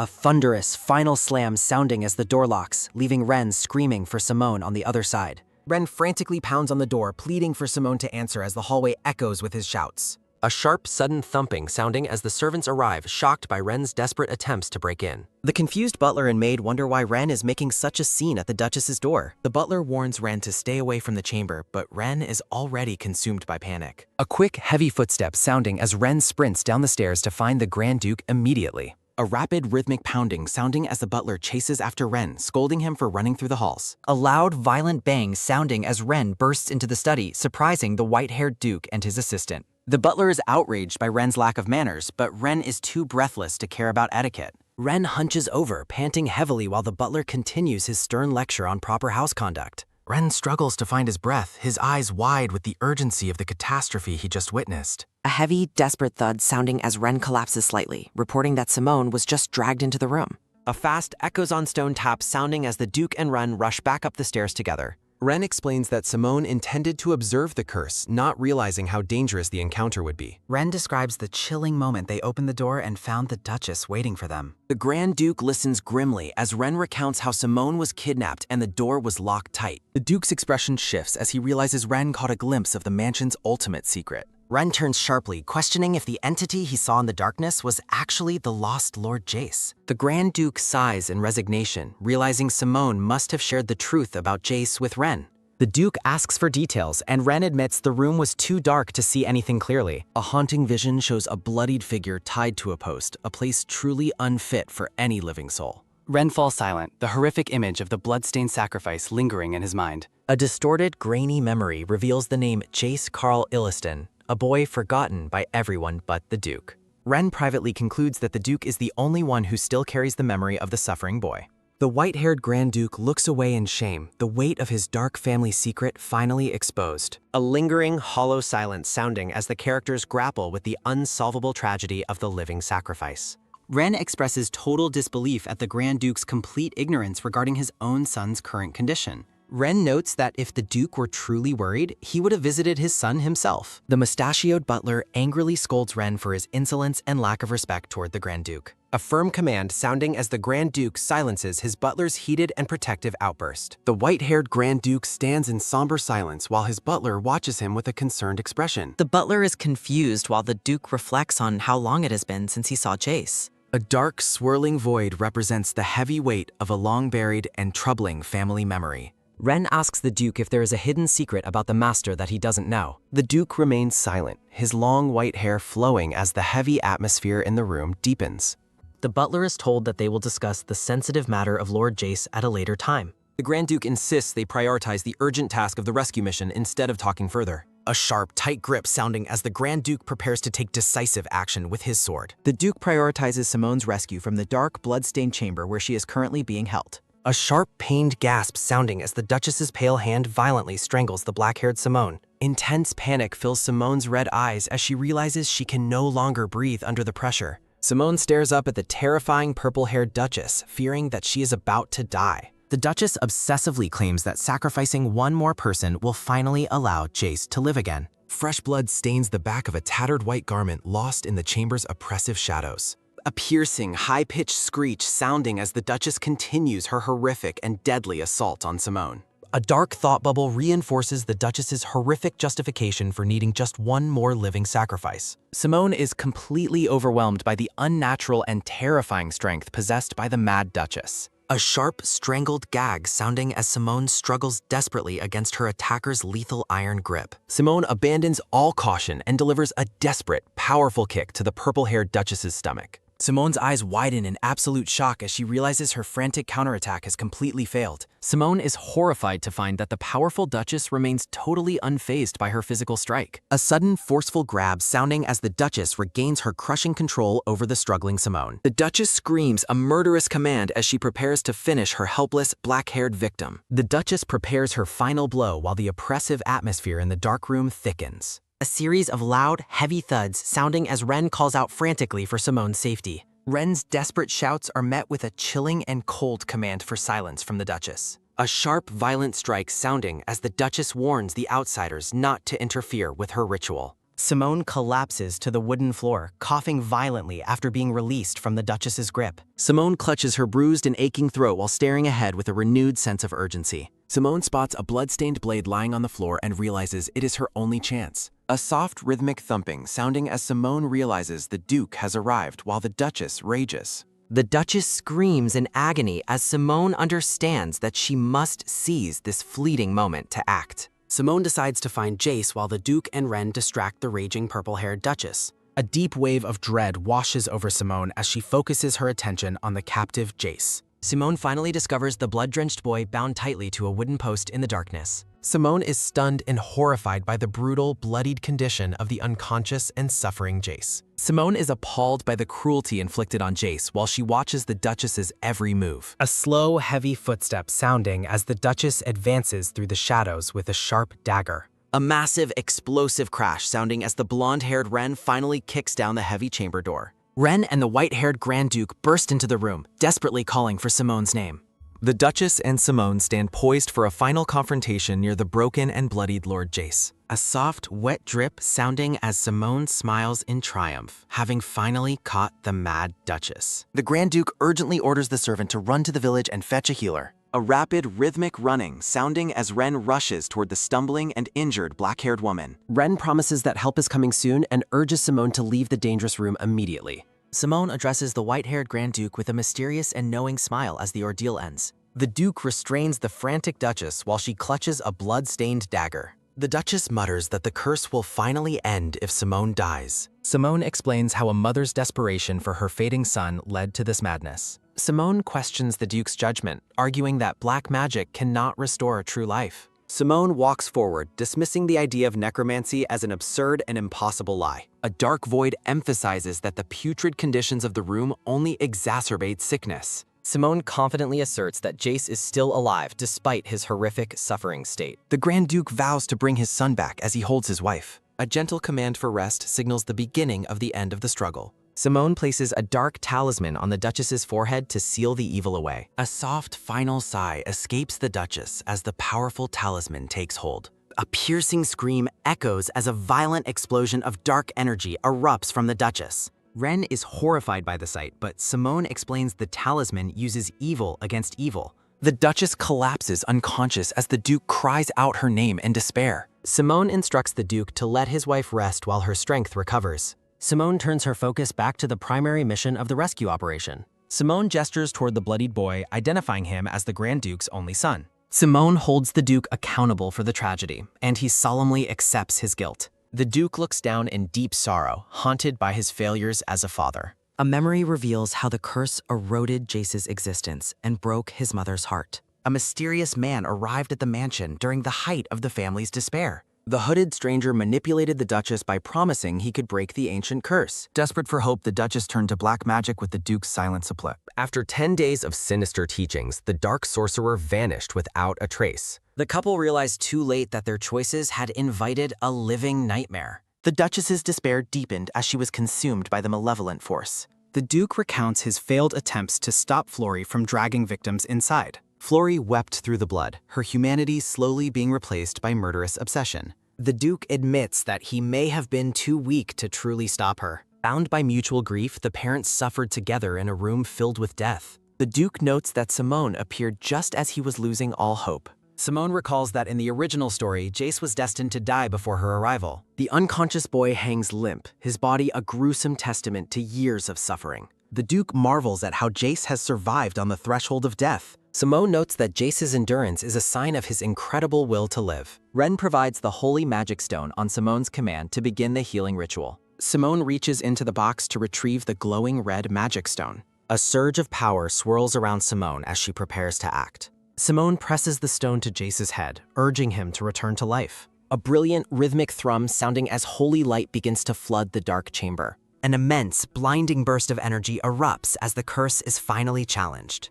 Simone funnels her mana into the stone to pull Jace from the dark sorcery. Simone prays for the boy to be remembered by the world once more. Ren and the Duke watch in awe as the divine light fills the room. Simone realizes the ritual isn't over, as Jace's memory is still faded. Simone focuses on saving the boy's life before the darkness can consume him. The curse demands a steep price before it will release its final hold on Jace. The Duke holds his wife close, witnessing the miraculous and terrifying display of power. The Duke's resolve hardens as he faces the consequences of his family's past. A final determined thought confirms that the Duke will sacrifice anything for his son. Simone stands in somber silence, her clothes stained with blood from the battle. Simone smiles as she reflects on the Duke's resolve to risk his life. The Grand Duke holds Flori and suggests they resume their conversation tomorrow. Simone directs Ren to separate the Duchess and Jace, giving the boy the magic stone. Ren points out that Simone's hand is still bleeding, much to her surprise. The white-haired Duke somberly agrees that Simone's plan for his wife's recovery is sound. Ren tells Simone to stay still while she winces from his stinging healing magic. A weary, heavy breath escapes the Grand Duke as he watches the healing process. The Grand Duke offers his sincere thanks, surprising Simone and Ren with his gratitude. Simone smiles, noting that the Duke has finally decided to speak with kindness. A sharp creak sounding as Simone enters a bright room and orders everyone out. The maids watch in shocked silence as Simone begins destroying the room's furniture. Simone swings an axe with fierce resolve, sending wooden splinters flying everywhere. The maids are horrified to see Simone destroying items that are worth a fortune. The Grand Duke arrives and commands his staff to let Simone do as she pleases. A series of quick rustles sounding as Simone frantically flips through books for answers. Simone stands amidst the absolute wreckage of the room she has just demolished. Ren asks if Simone really intends to destroy every single one of the Duchess's belongings. Ren examines a torn book, noting that such precious items cannot be easily replaced. Simone claps her hands excitedly while Ren looks down at the damaged book. Ren asks if she found her prize, but Simone admits her search continues. Simone realizes she must find the true source of the curse to end her. Simone looks toward the horizon, deep in thought about the next step of her mission.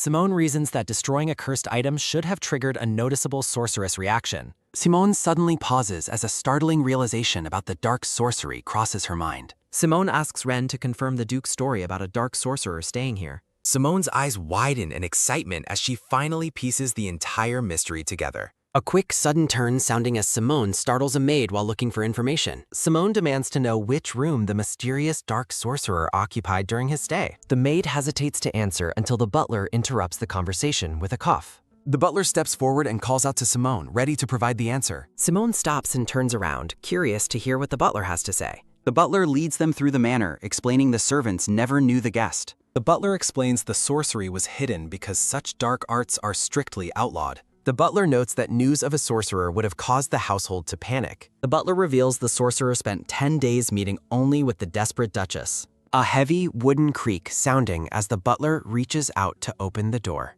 The butler opens the door and invites Simone to take her time searching inside. Ren asks if this room will be smashed too, but Simone says it won't. Simone instructs Ren to search for anything suspicious and report his findings immediately. Ren agrees and begins his thorough inspection of the dark and dusty guest quarters. Ren checks the shelves while Simone keeps watch on the rest of the room. Simone pulls a large, dusty bag out from under the bed for closer inspection. Simone peers into a dark corner and finds a hidden object covered in cobwebs. Simone triumphantly holds up a glowing crystal orb, announcing that she has found it. Ren asks about the orb, which Simone identifies as the sorcerer's forgotten tool. Simone raises the orb high, ready to shatter the source of the family's misery. A piercing, high-pitched scream sounding as Simone smashes the orb into pieces. Simone smiles with relief as the lingering dark energy finally begins to fade away. The curse is finally broken, signaling a new beginning for the suffering family. Simone instructs Ren to check on the Duchess and Jace while monitoring the butler's reaction. Simone reflects that if the curse is gone, Jace's memory should return first.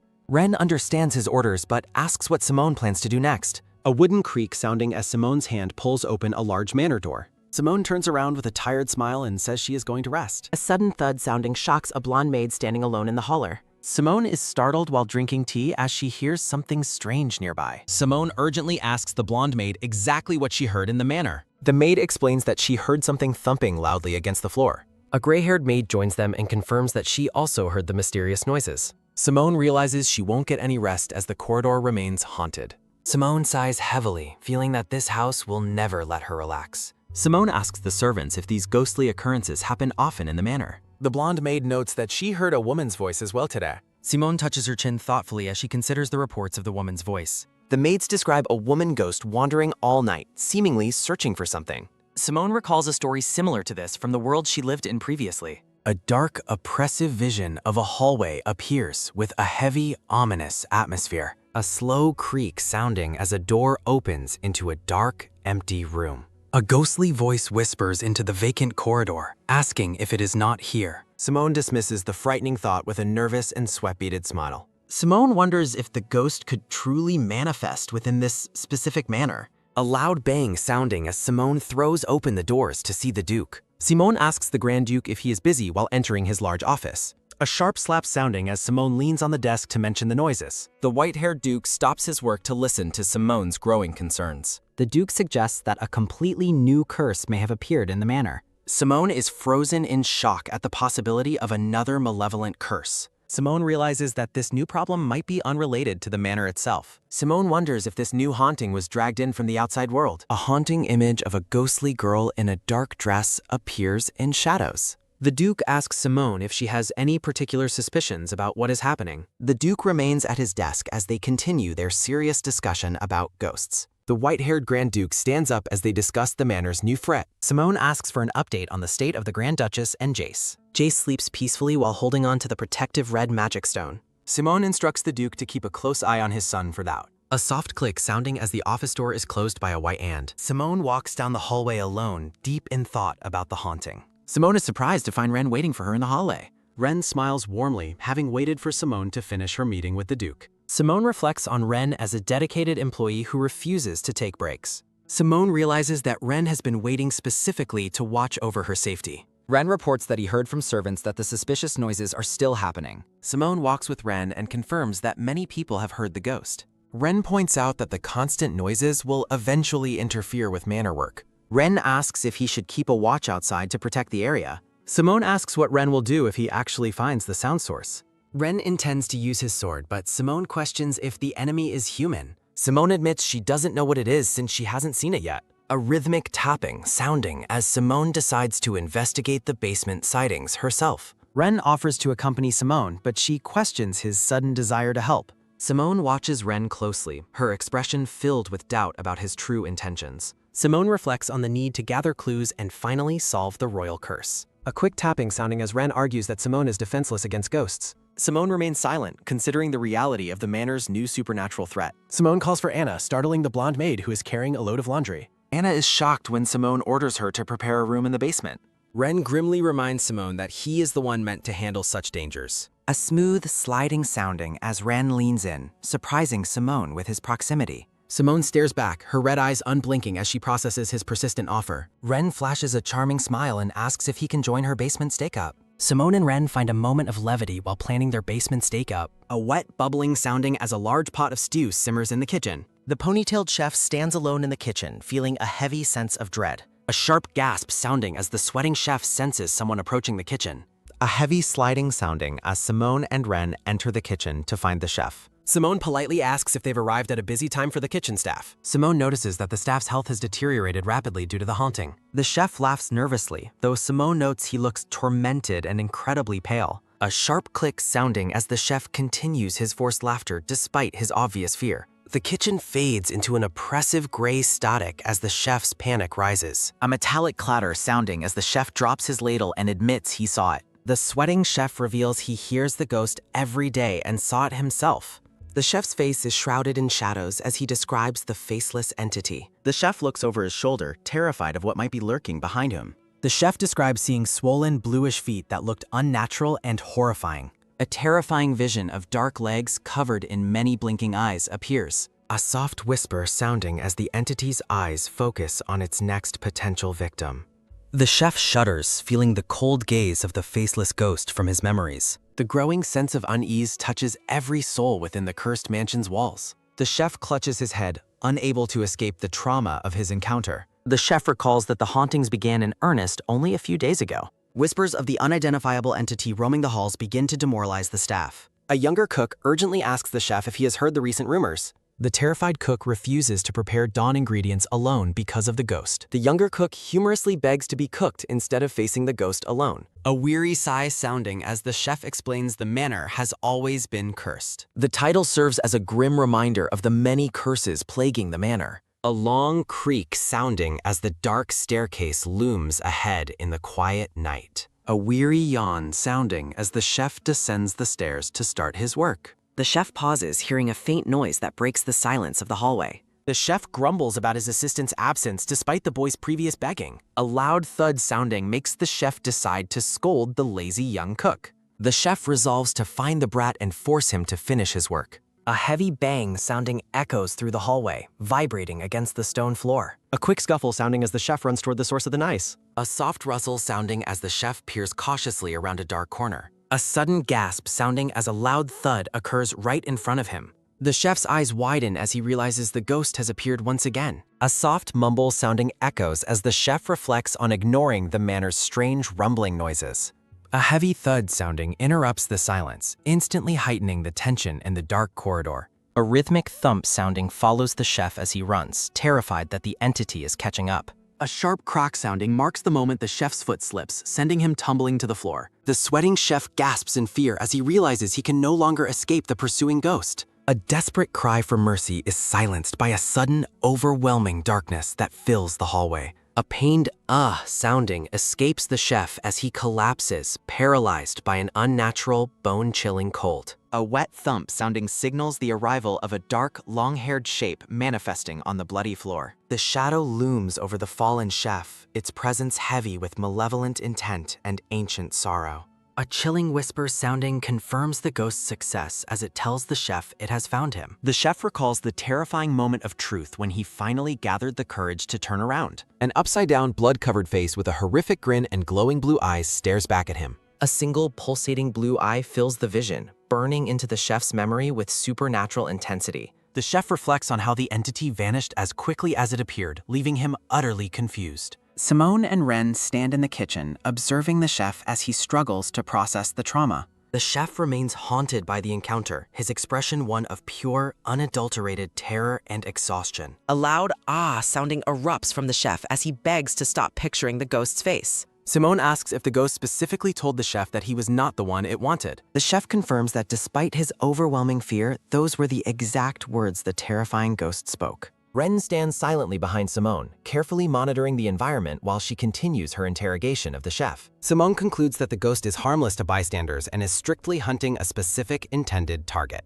Simone grows more certain of her theory as she pieces together the clues from the chef's encounter. A haunting vision of many glowing eyes appears as Simone recalls the blood-soaked, upside-down female ghost. A weary sounding escapes Simone as she wonders why she was forced to see such horrors. Simone stuns Ren by revealing that the ghost is not a curse originating from within the manor. Ren suggests they move to the room Anna prepared to continue their discussion in a safer area. A low sounding follows them as they leave the chef behind to recover in the kitchen. Simone and Anna enter a large, well-furnished room that seems strangely familiar to the dark-haired woman.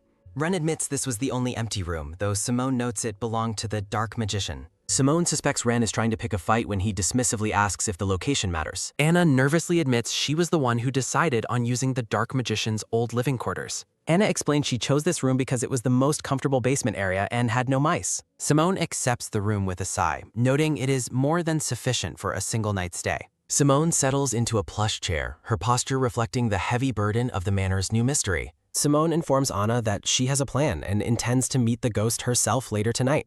Anna is visibly worried and asks if Ren will also be staying in the basement for protection. Ren smiles warmly at Simone while Anna continues to fret over the danger of their planned ghostly stakeout. Ren is momentarily surprised by Simone's decision to face the entity without the usual manor staff's assistance. Anna remains deeply concerned, her hands clasped as she wonders if Simone will truly be safe alone. A loud sounding accompanies Anna's desperate plea to stay and protect Simone, despite her own cowardice. Anna quickly backs down and apologizes, realizing her presence might only hinder Simone's investigation of the ghost. Simone wonders if she appears so frail that everyone around her feels the constant need to protect her. Simone gives a reassuring smile and thanks Anna for the concern, insisting she will be perfectly fine. Simone identifies Ren as a more than capable assistant, causing Anna to feel slightly dejected and useless. Anna promises to return at dinner and encourages Simone to call for her if she needs anything. The room falls into a quiet, heavy stillness as Simone and Ren prepare for their upcoming supernatural confrontation. Ren asks if he has another task to perform since Simone called him an assistant earlier today. Simone confirms that Ren does indeed have a role to play in the investigation she is currently conducting. Simone explains that the ghost likely latched onto her during her recent trip to the nearby village. Simone reflects that the ghost was originally clinging to the shoulder of a person she met that day. Simone's crimson eyes narrow as she ponders the mystery of the manor's ghost. Ren stands guard outside the mansion as night falls over the cursed grounds. Simone lies on the bed, feeling bored after consuming a heavy meal. A sharp clicking sounding as Simone notes that ghosts often appear at dawn.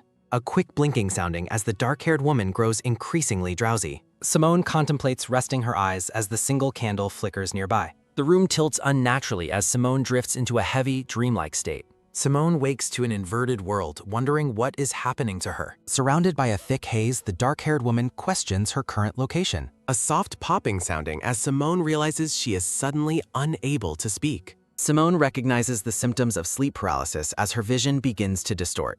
A realization settles in that she is trapped in a state of sleep paralysis. A low hissing sounding as a massive black serpent looms over the bed. A pained sounding as the serpent coils tightly around Simone's neck. Simone struggles against the suffocating pressure, unable to catch her breath. A grinning entity taunts Simone for trying to change her fate, leaving her confused. Long black tresses shroud the entity as it looms over the paralyzed one. A glowing red eye peers through the hair as the entity promises a return. A sudden rattling sounding as Simone gasps awake, finally breaking the paralysis. Sitting up, Simone tries to process the horrific and vivid nightmare. A loud bang sounding startles Simone, pulling her focus to the room's door. Rhythmic thumping sounds echo from the hallway, vibrating through the heavy wooden door. A soft sliding sounding as Simone steps onto the cold floor. Simone approaches the door cautiously as the thumping sounds grow more intense. Fear grips Simone as she listens to the unnatural noises outside.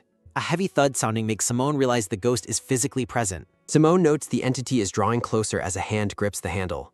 Simone debates between hiding or confronting the ghost that haunts the manor. A tight squeezing sounding as Simone worries she is the intended target.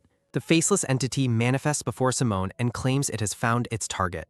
Loud thumping sounds accompany the ghost's repetitive and terrifying declaration of success. Simone observes the ghost's horrifying appearance as the mechanical repetition continues. Simone bravely asks the entity if she is truly the one it seeks. The entity realizes Simone is not the target, much to her immense relief. Simone deduces that the ghost's true target is likely not currently in the manor. Simone recalls the ghost originally clinging to a man she encountered in the village. A soft sliding sounding as Simone offers to help the ghost find its target. Simone explains that her employee is already searching for the intended person. Simone instructs the ghost to wait quietly for the search to conclude. A quick whoosh sounding as the ghost dissolves into a cloud of smoke. A heavy thud sounding as Simone collapses, exhausted by the supernatural encounter. Simone wonders if the rational ghost has accepted her unexpected proposal. Ren enters the room and finds Simone sitting on the floor in distress. Ren holds a lantern high, observing Simone with a calm but watchful expression.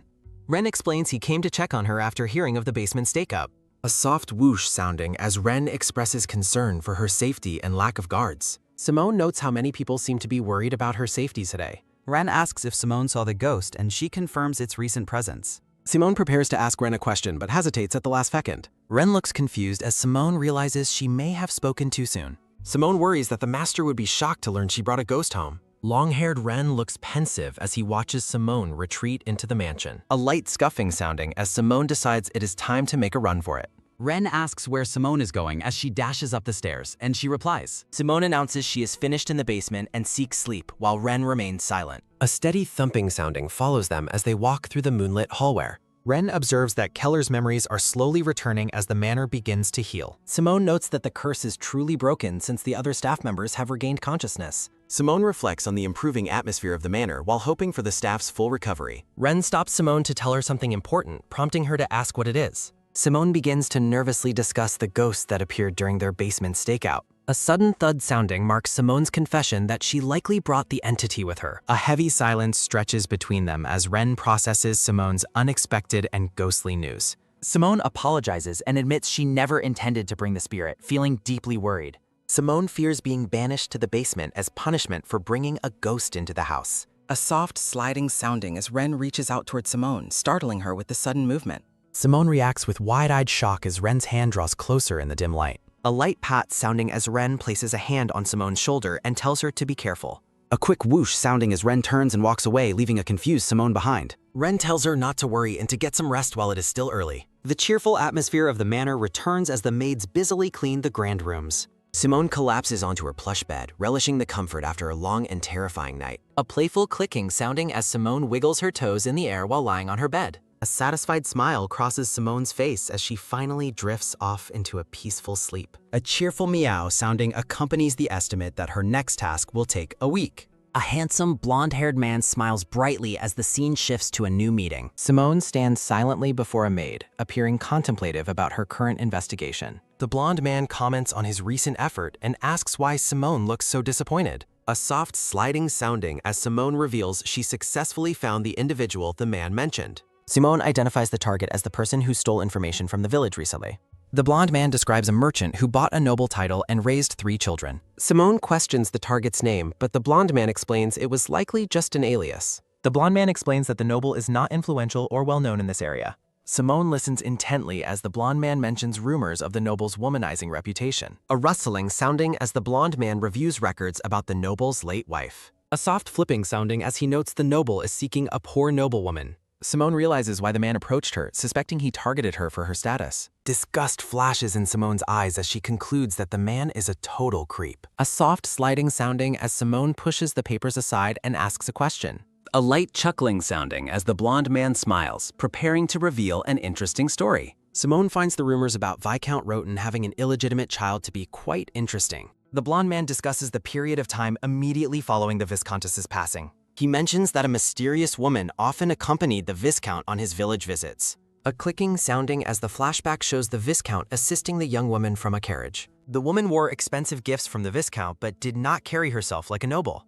The blonde man explains that the young woman eventually became pregnant with the Viscount's child. An informant believed the woman would be the next Viscountess after witnessing her condition. The scene shifts as the man notes a sudden change in the woman's fate. The informant watched as the Viscount appeared with another woman while the previous one vanished. Simone asks if the Viscount abandoned the pregnant woman, and the man confirms the theory. The blonde-haired man notes no births for Viscount Roten recently, adding his legitimate children are adults. From outside the window, the pair discusses the grim fate of unrecognized illegitimate children and their mothers. Simone adjusts her sleeve, looking pensive as she contemplates the weight of the investigation. The blonde-haired man admits that the story Simone uncovered seems very credible. Simone notes that such events are unfortunately common occurrences among the nobility. Simone calls out for Kaylee, startling the maid into a nervous and stammering response. Simone suggests displaying the items in the basement, startling Keller and the maid.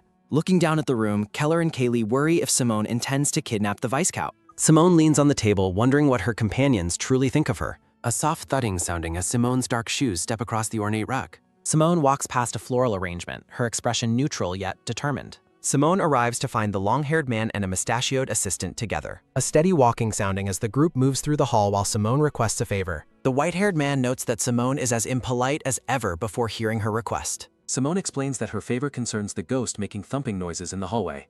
A bright smile crosses Simone's face as she pauses to clarify one more thing first. The assistant is shocked while the white-haired man raises a hand to keep him quiet. Simone reveals the information cost a massive sum and asks the white-haired man to pay. A soft whispering sounding as Keller argues bosses cover mistakes, though the white-haired man disagrees. Keller eventually agrees to pay the price since Simone is under their family's protection. A light walking sounding as the white-haired man asks what information was worth such a sum. The trio gathers in the library, illuminated by the bright daylight through the tall windows. Simone smiles while the white-haired man questions her need for information on the Viscount. A gruesome vision shows a dark ghost choking the gasping Viscount Roten. Simone presents a document asking the white-haired man to review the findings. The white-haired man stares silently at the paper, his expression hardening. Simone stands patiently, watching for his reaction to the evidence provided. Simone's red eyes flare with intensity as she focuses on the coming plan. From the night windows, Simone declares her intent to have him meet the ghost.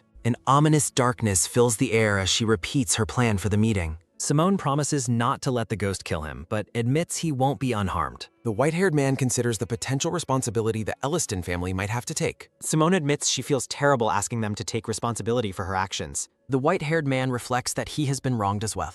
A low muttering sounding as the white-haired man notes Viscount Roten's wealth. Simone and Keller look on in confusion at the sudden shift in topic. The white-haired man explains that the Viscount only trades with distant continents. A soft whispering sounding as Keller tells Simone that meddling won't have real consequences. A confident smirk appears on the white-haired man's face as he holds the documents. He accepts her plan and states he will take no responsibility for the Viscount. Simone asks if he is certain, and he confirms his decision without hesitation. He notes that he is already shunned by the imperial family anyway. With a small smile, he declares that he has no honor left to lose. The white-haired man stands behind his desk, looming over the seated Simone. Simone asks if an invitation without pretense is actually a possible strategy. He insists that a mere viscount cannot ignore an invitation from a ducal family. He notes it will take time to prepare after 3 centuries without guests. Simone touches her chin thoughtfully as she considers the timeline. The white-haired man asks if 10 days would be enough for her preparations. A heavy sigh sounding as the white-haired man closes his eyes in weary resignation. 10 days pass under a clear, cloud-dotted blue sky. A brown-haired maid aggressively wakes Simone, questioning her long and deep slumber. Simone groggily requests a few more minutes as her covers are pulled away. A blonde maid joins in, teasing Simone about her late nights and missed meals. Simone appears utterly drained while the blonde maid remains cheerful behind her. The maid suggests Simone take a walk while they clean a room.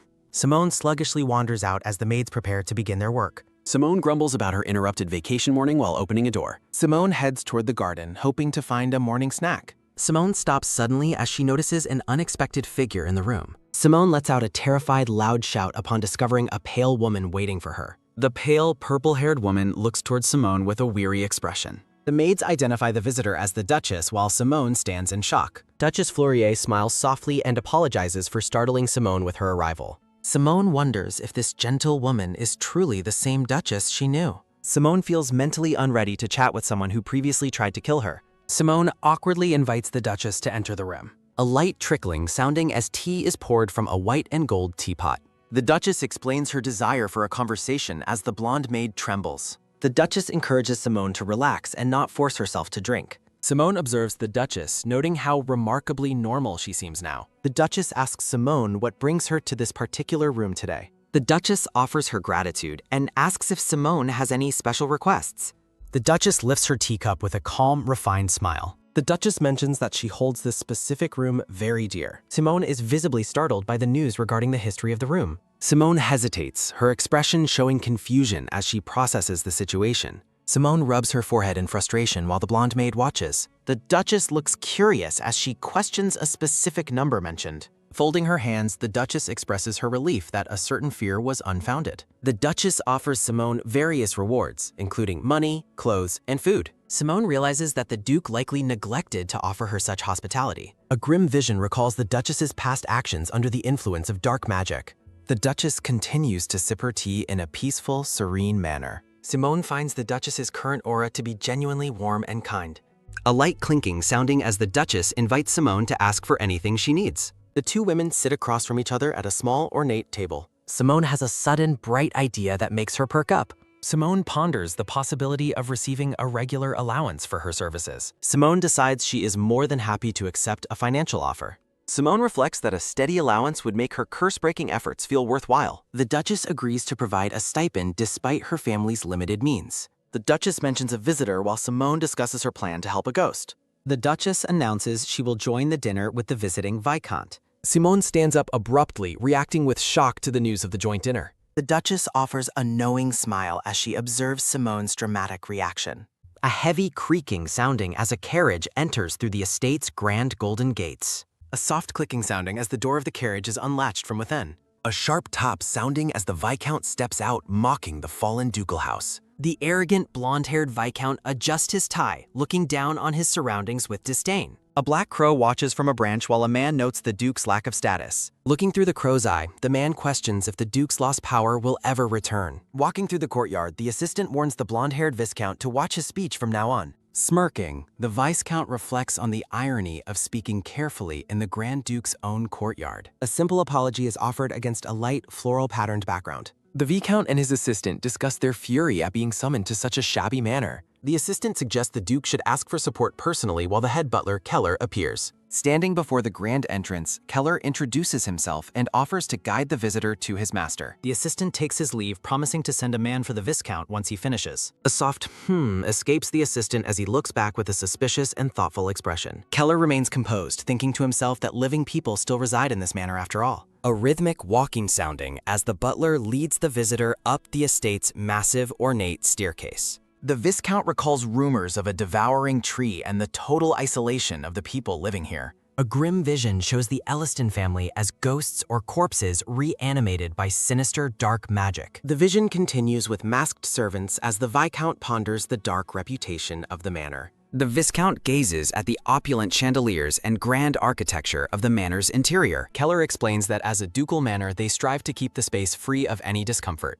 The Viscount scoffs, thinking that no matter how well managed, an abandoned noble's home remains unsettling. He feels a chill before a sharp knock sounding as a voice from within commands him to enter. A nervous gulp sounding as the Viscount prepares himself for the meeting he has been anticipating. A heavy creak sounding as the door opens to reveal the white-haired Duke calmly drinking tea. The Viscount is visibly shaken, realizing that the man before him is much younger than he expected. He quickly stammers out an apology, claiming the Duke is simply different from what he had imagined. The Duke and purple-haired Duchess sit together, noting that many find him young for a family head. The Duke mentions that young men taking over is common for them, causing the Viscount to sweat. The Viscount asks if this is a family tradition, but the Duke curtly denies the idea. Looking directly at the guest, the Duke reveals with intense eyes that it is because of the curse. The Duchess laughs softly, reassuring the guest that the Duke is simply not very good at joking. Sitting with a refined air, the Duchess watches the guest with a calm and welcoming expression. She suggests that he must be hungry after his long journey and invites him to take a seat. A light clink sounding as the three sit at the large dining table to begin their meal. The Viscount smiles while eating, appearing much more relaxed as he enjoys the high-quality food. The Duke remains silent and focused on his meal as the guest's confidence begins to return. The Viscount thinks to himself that the stories of a mysterious family head were completely overblown. A dark grin spreads across the Viscount's face as he looks down at his plate in satisfaction. He concludes that the Duke is merely socially inept from isolation and is nothing more than ordinary. The Duke and Duchess continue their meal in silence while their guest prepares to discuss business. Dabbing his mouth, the Viscount claims interest in territory reconstruction and merchant guild potential under certain conditions. The Duke asks for clarification while thinking that the Viscount clearly did not bother to investigate the land. The Viscount thinks about the trade port being used for free, questioning why he would need to invest. The Duchess looks toward the Viscount with a weary and slightly concerned expression as he speaks. A loud thud sounding outside startles the Viscount, though the Duke asks what is wrong. The guest looks around in confusion, stating that he heard a very loud noise just now. The Duke looks back at the door and calmly states that he heard absolutely nothing from outside. A heavy thud sounding again makes the guest jump, though he tries to laugh it off as a mistake. The Duke and Duchess both insist they haven't heard a thing, looking at him with hollow, dark expressions. A massive thud sounding directly against the door causes the guest to stare in wide-eyed terror. Two more loud thuds sounding as the guest insists the noise is real, but the Duke warns him. Looking down with a shadowed face, the Duke tells the sweating guest that they do not appreciate pranks. The Viscount is frozen in fear, wondering how they could possibly call such a loud noise a prank. The silver-haired Grand Duke questions if the blonde Viscount is hearing things he cannot, a sudden loud thud sounding. The word curse echoes through the room alongside a series of heavy thuds. Sweating profusely, the blonde man winces as another sudden loud thud sounding startles him. The Grand Duke's purple-haired wife declares that port development trade is an insufficient condition for investment, a sudden, sharp flinch sounding. The persistent and heavy thudding sound continues to vibrate through the dining chamber. A voice asks the blonde man if he is pleased with trading his life for an abundance of money. The Grand Duke lists the Viscount's crimes, including trading forbidden items and people, noting it carries a death sentence. The blonde man demands to know if everything was known from the start, but the Duke remains unmoved. The silver-haired man notes that the Viscount treated him as though he had never made a deal before. The Grand Duke offers to overlook everything in exchange for half of the Burian family fortune. The Duke recounts several past slights, including the Viscount's illegal trade and disrespect toward the manor. A sudden, loud thud sounding punctuates the mention of a woman's corpse buried in the Duke's territory. The silver-haired man reveals that skeletons of a pregnant woman and fetus were recently discovered on his land. The blonde man shouts in denial, but the Grand Duke dismissively tells him to keep his excuses. A dark and menacing shadowy figure begins to manifest directly behind the panicked blonde man. Tears stream down the man's face as he reflects on a coming judgment he cannot escape. A sudden loud ho sounding as a monstrous wide-eyed entity looms over the Viscount's shoulder. Paralyzed with fear, the man stares ahead as the world around him begins to darken. He lets out a confused sound as the vision of the dining room starts to warp. The shadowy figures of the Duke and his wife speak of a judgment that is her doing. The Viscount struggles to understand the fragmented speech regarding the impending judgment being delivered. The Grand Duke addresses the blonde man by name, noting that the sound is echoing too much. The silver-haired man suggests that only a cursed person could hear sounds that no one else can. Looking completely drained, the Viscount questions the nature of the curse mentioned by the Duke. He tries to recall the details of his conversation with the Grand Duke and his wife. The purple-haired woman laughs, stating that since he is not family, he cannot possibly be cursed. The group shares a moment of boisterous laughter as the Viscount agrees that he is not cursed. Amidst the laughter, a thought occurs that everyone was fooled and the real deal is starting. The laughter ends abruptly as a sudden, sharp snap sounding precedes the woman's collapse. The woman stands back up, commanding the silver-haired Lightens to apologize for frightening their guest. With a cold and unsettling smile, she politely asks the man to hurry and kill himself. The long-haired man simply acknowledges her request as he prepares to comply. A hand grabs a sharp knife as the Viscount asks about the source of the noise. A sudden sharp slash sounding as a blade is drawn across a throat, ending a life. Thick red blood splatters across the white tablecloth in the wake of the violent act. The woman laughs maniacally while announcing that the master of the house has finally died. The blonde man continues his meal, remarking that it was a good and satisfying dinner. He compliments the delicious meat while noting that it does not taste like beef at all. A sudden, loud thud sounding as a plate of mysterious meat is presented to the guest. The narrative recounts how a pregnant woman visited the territory years ago and suddenly disappeared. The blonde man looks at his food while hearing about the discovery of a woman's skeleton. The question of where the pregnant woman went and whose skeletons were found hangs in the air. The chilling questions about the missing woman and the corpses repeat, filling the dark room with dread. The same dark questions continue to echo, emphasizing the horrific reality of the Viscount's actions. A shadowy, upside-down figure leans into the man's view while the questions persist in his mind. A terrifying, dark face with glowing eyes and jagged teeth looms over the man and his nightmare. A sinister voice asks if the meat made from its own body is delicious. The blonde man bolts upright with a sudden loud scream as he wakes from the nightmare. Panting and covered in sweat, he wonders when he fell asleep and if it was all a dream. A sudden, sharp thud sounding as he looks around, questioning his current location and surroundings. Panicked and sweating, the brown-haired Viscount realizes he is tied up and yells for answers. In the darkness of the room, he desperately shouts for anyone to come to his aid. His attention is taken by a sudden, heavy thud sounding against the door. Sweating profusely, the Viscount recognizes the noise and feels a sense of terrifying familiarity. He wonders if the rhythmic sounds are footsteps or something being dropped repeatedly. A cold sweat breaks out as he questions why the mysterious dropper continues their task. He attempts to identify the owner of the voice, wondering if it belongs to the Duchess or a maid. A shadowy presence looms over the room, leaving the captive man to wonder what they seek. His terror peaks as he screams for help, his voice drowned out by another loud thud sounding. A violent thud sounding makes him scream in absolute terror at the unseen intruder. A heavy creak sounding echoes through the dark, oppressive atmosphere of the room. A terrifying ghost with long black hair looms over him, declaring that she has finally found her target. The room is filled with chaotic thuds sounding as the ghost repeatedly screeches her discovery. A soft click sounding as a hand turns the door handle, signaling the end of the nightmare. Ren watches Simone, asking if she truly believes everything will be all right now. Simone confirms her promise to spare the Viscount's life, predicting he will be released after his punishment. Ren remains skeptical about the safety of Viscount Rotenburian if the man is left alive. Simone smiles knowingly, explaining that the Viscount has much more to lose if the truth is revealed. She notes her role is finished and leaves the remaining matters for the Grand Duke to handle. The scene shifts to the grand window of the manor as the morning sun filters through. Simone and Ren walk together down a long, ornate red carpet as she reflects on their success.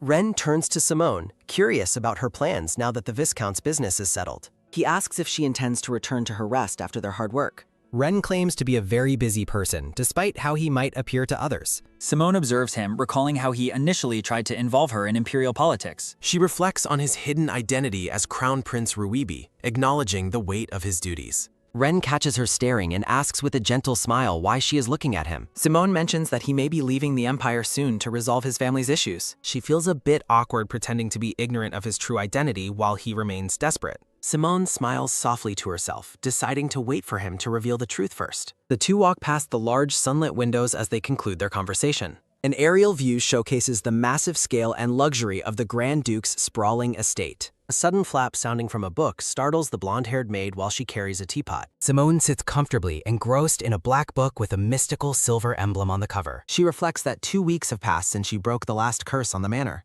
As the pages turn with a soft flop sounding, she anticipates the Duke's side will soon demand more work. Simone remains seated in a lavish chair, enjoying the quiet morning light from the window. She thinks about her conscience, finding it slightly difficult to keep lazing around the manor. Simone lazily eats grapes while the blonde maid offers a tray of fresh snacks. The pink-haired maid approaches with a pillow, excitedly asking Simone about her next curse-breaking task. The three maids gather around Simone as they discuss the future of their home.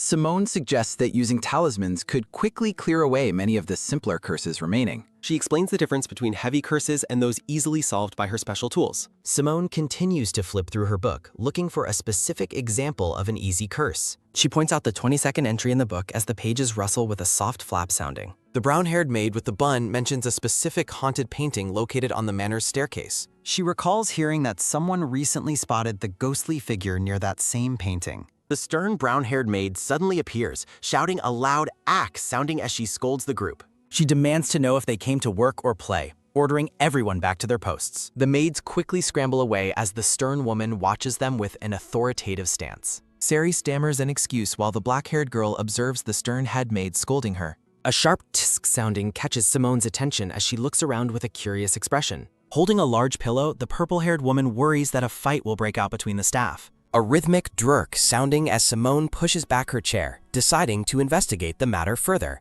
Simone asks Siri for more details about the servant who saw the suspicious portrait on the stairs. Sari thoughtfully identifies the witness as a maid named Claire who shares her room. Narrative text explains that Claire is currently attending to the young master, Jace, in his chambers. A crisp click sounding as the door opens and the silver-haired Duke permits Simone to enter. Simone greets the Duke and the purple-haired Grand Duchess before being invited to join them. The Grand Duchess offers a gentle smile, inquiring if Simone has finished her scheduled break. Simone confirms she is rested and plans to clear several minor curses throughout the manor today. The Duke listens as Simone mentions seeking the witness of the staircase's ghostly portrait. Simone explains that she needs to speak with Claire, who is currently looking after young Master Jace. The Duke asks how she obtained such specific information about the maid's current location. Simone explains that her own room servant informed her before asking for the direction to Jace's room. The Duke commands Keller to escort Simone to the young master's quarters immediately. Simone is caught off guard when the Grand Duchess mentions having a specific gift for her. A soft rustle sounding as the Duke reaches into his coat to retrieve a hidden item.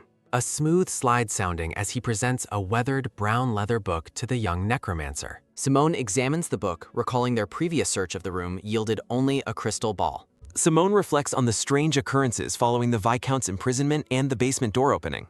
A grim memory shows the possessed Viscount confessing to the cruel murder of a woman and her child. The broken man grovels in his own madness, desperately pleading for death and forgiveness. Simone sits in silence, holding the book while processing the tragic truth of the manor's history. She laments the injustice of the victim's death and her final request for the Viscount's life. A soft clink sounding as the Duke sets down his tea, breaking Simone's somber train of thought. The Duke vows to eventually exact final judgment on the Viscount once his usefulness has ended. A quick swish sounding as the Grand Duchess hands a heavy pouch of coins to Simone. Simone's eyes widen in shock as she realizes she is being given a massive reward. The Grand Duchess smiles warmly, clearly pleased to offer the Necromancer a generous allowance. Keller leads Simone out of the room, both of them walking in an uncomfortably long silence. Simone imagines the butler is thinking that paying a rootless Necromancer is an absolute absurdity. She asks Keller directly if he was about to voice those very thoughts regarding her reward.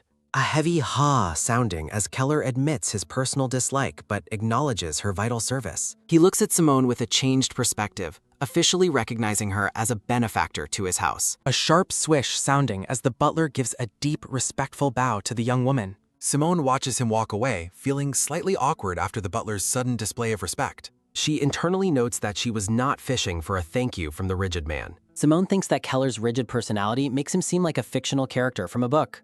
A metallic click sounding as the door to the young master's bedroom is finally unlocked. Simone enters the opulent chamber where an elderly man and a maid stand by the bed. Surprised by the sudden visit, the maid named Claire stammers out a greeting to Lady Simone. A steady step sounding as Simone approaches Claire, stating she came specifically to find her. Claire panics, fearing she is in trouble, but Simone clarifies she only has a few questions. Simone pauses to look at the boy in the bed, noting the improvement in his condition. She thinks that the young master is finally beginning to look more like a healthy human. Jace sleeps peacefully, his pale features appearing much more vibrant than they were before. Simone refocuses on the business at hand, preparing to ask about the haunted portrait. Claire trembles in fear, desperately shouting that she is ready to answer whatever is asked. A rustling shh sounding as Simone leads the terrified maid out into the lush garden. Simone leads the way to the specific spot where Claire previously saw the portrait. Simone leans in close, explaining they will reenact that day until the cursed portrait appears. The two women walk together down a long, red-carpeted corridor of the Grand Manor. A tearful Claire doubts her usefulness since she only encountered the portrait one time. Simone looks back, asking the maid to briefly describe what happened on that day. Claire claims nothing out of the ordinary happened before she encountered the spooky painting.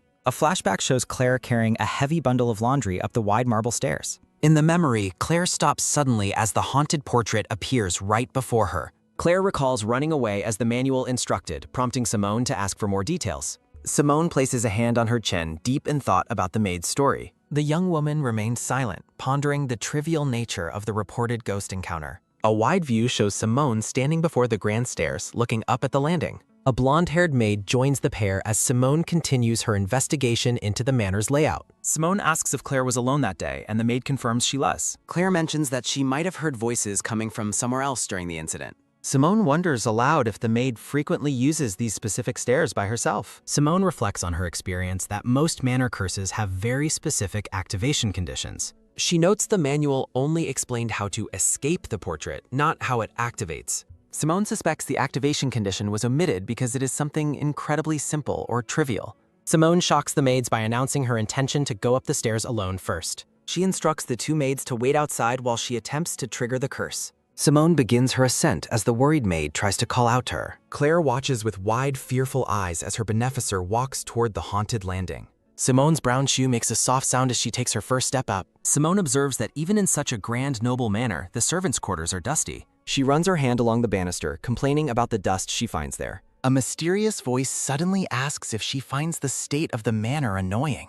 The unseen voice continues, mentioning that gossip exists even in a seemingly united household. Simone wonders if the gossiping voices are targeting her, the Duke, or the Duchess. A sharp click sounding as a hand reaches for the frame of a nearby painting. Simone gasps in realization, sensing she has finally found the source of the strange noises. The cursed portrait of a man in a red coat is revealed in the dim light. Floating text notes that the entity actually seems to want to be a part of things. Simone decides to deal with the minor curse quickly so she can move on. She notices the eyes in the painting following her, but deems the curse harmless. Holding the small framed portrait, Simone prepares to dispel the magical energy within it. Shards fall to the floor as Simone easily breaks the weak curse with her hands. Simone considers congratulating Claire while the maid is seen crying with relief in the background. Ethereal voices wonder why the ghosts haven't taken the woman away to die already. The floating voices complain about her attitude and the hard time they are having. Shadows on the wall reveal two maids discussing whether to talk to the head chamberlain. The voices note how satisfying it was when a certain maid was scolded by Simone. Simone realizes the voices were just ordinary gossip about one of her own maids. The pink-haired maid tells her companion she is going to try a new plan. Standing on the stairs, the pink-haired maid claims she has absolutely nothing left to lose. Simone is bewildered, wondering if the manor has an anonymous complaint box for the staff. Something sudden makes Simone's eyes widen in absolute shock as she looks toward the maids. A loud clank sounding as the two maids react with startled expressions to a noise. Simone winces, admitting she missed a step because she was so startled by the commotion. The short-haired maid hopes they weren't noticed, while Simone wonders about a strange swallowing sound. Unseen servants discuss retreating before a maid named Kaylee catches them slacking off. Simone exhales a soft pew sounding as she finishes her inspection of a patterned cloth. The Grand Manor is beautifully silhouetted against the vibrant colors of a setting sun. A quick patter sounding as Claire and Anna call out to Lady Simone in the garden. Simone informs the curious maids that she has successfully dealt with the cursed portrait. Claire is overcome with relief, realizing she no longer has to fear the haunted stairs. A soft rustle sounding as Simone is asked if anything happened during her investigation. The young necromancer looks away with a pensive expression, seemingly hiding her true thoughts. Simone dismisses the inquiry, claiming that absolutely nothing out of the ordinary occurred on the landing. Claire looks at her benefactor with skepticism, sensing that something significant must have transpired. The blonde maid praises Anna for being such a kind and good friend during this time. A quiet hum sounding as Simone sighs, feeling the weight of the household's complex social dynamics. Looking out over the sunset-drenched Arden, Simone resolves to focus on the tasks she can handle. Simone and the blonde maid walk together along the stone path through the evening garden. Claire listens intently, her face lit by the soft glow of the fading sunlight. Simone stands with her arms crossed, carefully choosing her words as she speaks with the servant. Claire explains that some matters are private among servants and shouldn't be shared with Lady Simone. The maid reiterates her stance, emphasizing that servant issues are strictly internal to the staff. Simone considers the maid's secrecy, realizing the reason for their silence is likely quite obvious. Claire questions why the young lady is so interested in the gossip among the household servants. Simone admits she overheard talk of Kaylee's harsh behavior while investigating the stairs earlier. A dark memory shows shadows of maids complaining that they cannot stand Kaylee's tyranny anymore. Voices in the flashback whisper about a plan to finally do something to retaliate against Kaylee. Claire and Anna react with visible shock, wondering what exactly the other servants intended. The two maids bow deeply, apologizing because they do not know the details of any plot. Claire explains that as relative newcomers, they haven't had much interaction with the senior staff. Simone offers a reassuring smile, clarifying that she wasn't necessarily looking for a specific answer. Noting the time, Simone decides they are finished for the day and should head back. A gray-haired maid with an intense gaze appears, her expression full of barely contained anger. Simone mentions her desire to resolve discord, while the gray-haired woman's face becomes even more severe. A loud shout sounding as the gray-haired maid yells that servant matters are not Simone's concern. A quick swish sounding as the angry maid storms away, muttering about the interference of guests. A firm grab sounding as Simone reaches out and catches the sleeve of the retreating servant. Simone promises not to interfere but insists on asking one final question to the gray-haired woman. The gray-haired maid stops and turns back, coldly demanding to know what else Simone wants. Simone asks if servants ever play malicious tricks on those they find particularly difficult or annoying. Simone internally worries that her direct question might have further provoked the already irritable woman. The gray-haired maid stares back in a heavy silence, her eyes fixed on the young necromancer. Simone meets her gaze steadily, her own red eyes reflecting a calm but firm determination. A swift swish sounding as the gray-haired maid turns her back and begins to walk away. A loud bang sounding as the maid tells Simone to stop wasting energy and get sleep. A heavy ha sounding as Simone rubs her head, reflecting on how truly exhausting helping others is. Simone's red eye narrows as she wonders if anything is actually happening in the shadows. An upside-down perspective reveals the gray-haired maid walking through a dimly lit, opulent hallway. A heavy stomp sounding as the maid's feet move along the carpeted floor in pure annoyance. The gray-haired maid carries a candle, bitter that a newcomer is suddenly feigning concern for them. The maid admits to herself that her personality is stubborn and her tone is often harsh. A tight grip sounding as the maid's hand holds the brass handle of her candle holder. A grim memory depicts a man shouting at a younger Kaylee in a desolate orphanage. Kaylee reflects on her long struggle to survive within the orphanage and this dangerous manor. The gray-haired maid stops suddenly, her black shoes coming to a sharp halt on the floor. Holding a flickering candle, Kaylee looks around the dark hallway, wondering what exactly is happening. Overcome with emotion, Kaylee wipes her eyes and expresses her deep desire to remain with everyone. A quiet sob sounding as the maid's sniffling echoes through the dimly lit mansion. Kaylee turns her head sharply, hearing something strange coming from the shadows behind her. Ethereal text whispers a summoning spell as Kaylee questions the origin of the sudden noise. Kaylee grows more anxious as the mysterious voices continue their rhythmic summoning ritual from the darkness. Approaching a heavy wooden door, she notes that this lounge is normally used only during the day. A loud rattle sounding as Kaylee tries the handle, confused as to why the door is locked. The candle's flame dances while a dark presence chants a prayer for protection and punishment. Kaylee stands alone in the vast hallway, the oppressive atmosphere building as the summoning continues around her. Her eyes widen in shock as the invisible voices repeat their intense magical invocation with more power. Amidst the dark chanting, Simone's voice interrupts from behind to ask Kaylee a simple question. Simone reminds the maid that their manual strictly forbids using malicious tricks or curses on others. A sudden whoosh sounding as Kaylee's candle is extinguished, plunging the hallway into deeper darkness. A heavy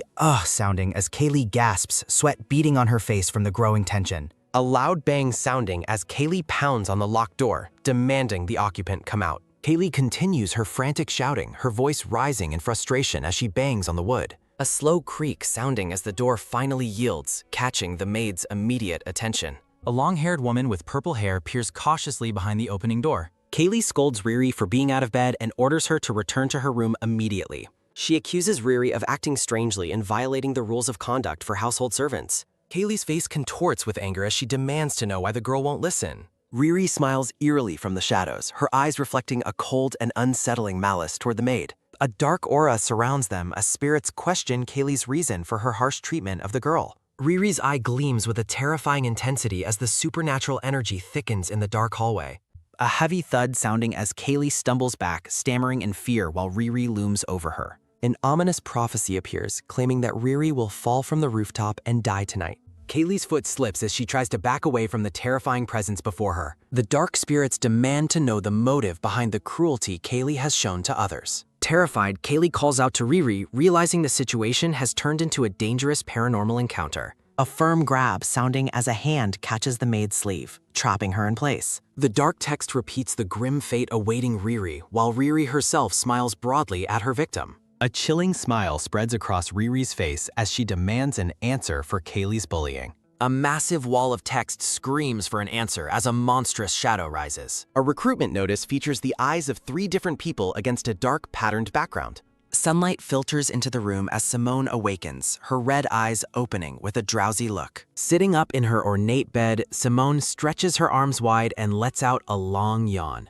Anna enters the bedroom and asks if Lady Simone had a restful night's sleep.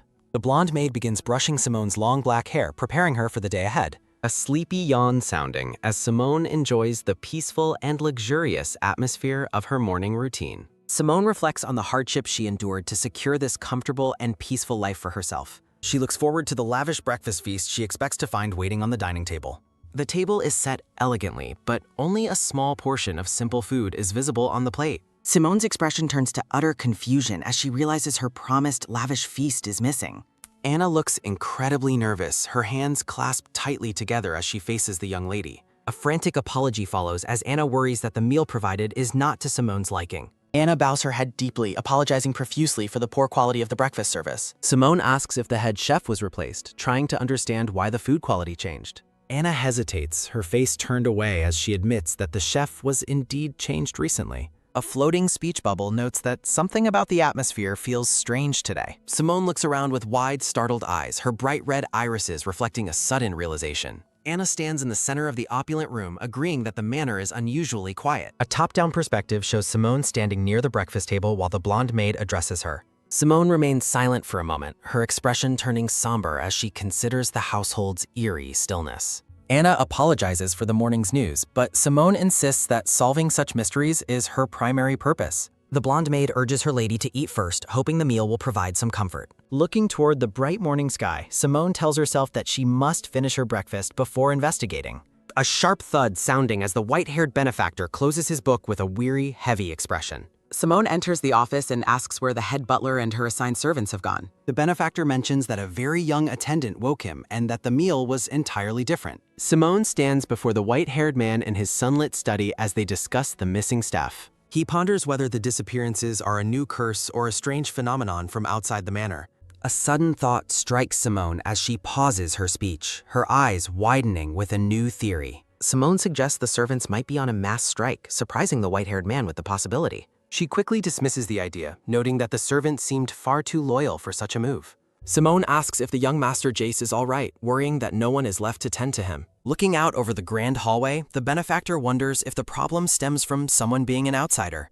A heavy sigh sounding as the white-haired man rubs his forehead, clearly exhausted by the mounting mystery. He promises to investigate whether the servants simply quit and ran away during the night. The benefactor emphasizes that they must determine if a curse or an entity is behind the vanishings. A close-up reveals his intense blue eyes as he stresses his desire to resolve the situation quickly. Simone mentions she cannot contact the guild, but insists she can handle the investigation herself for now. A confident smile spreads across Simone's face as she prepares to take action within the manor. Spotting Ren through the window, Simone decides to check the manor with him and meet the survivors. Golden sunlight pours through the massive palace windows, highlighting the emptiness of the grand hall. A rhythmic knock sounding as a lavender-haired maid in a dark dress waits outside a closed door. A loud creak sounding as Ren pushes open the heavy door, with Simone following closely behind him. In the large chamber, they ask the priest and the maid if they know why everyone vanished. Ren looks around the room and notes that there are absolutely no servants present here either. The blonde man suggests the manor is simply short-handed, though his expression remains skeptical and alert. The priest shakes his head, admitting he was shocked to find no one to greet him today.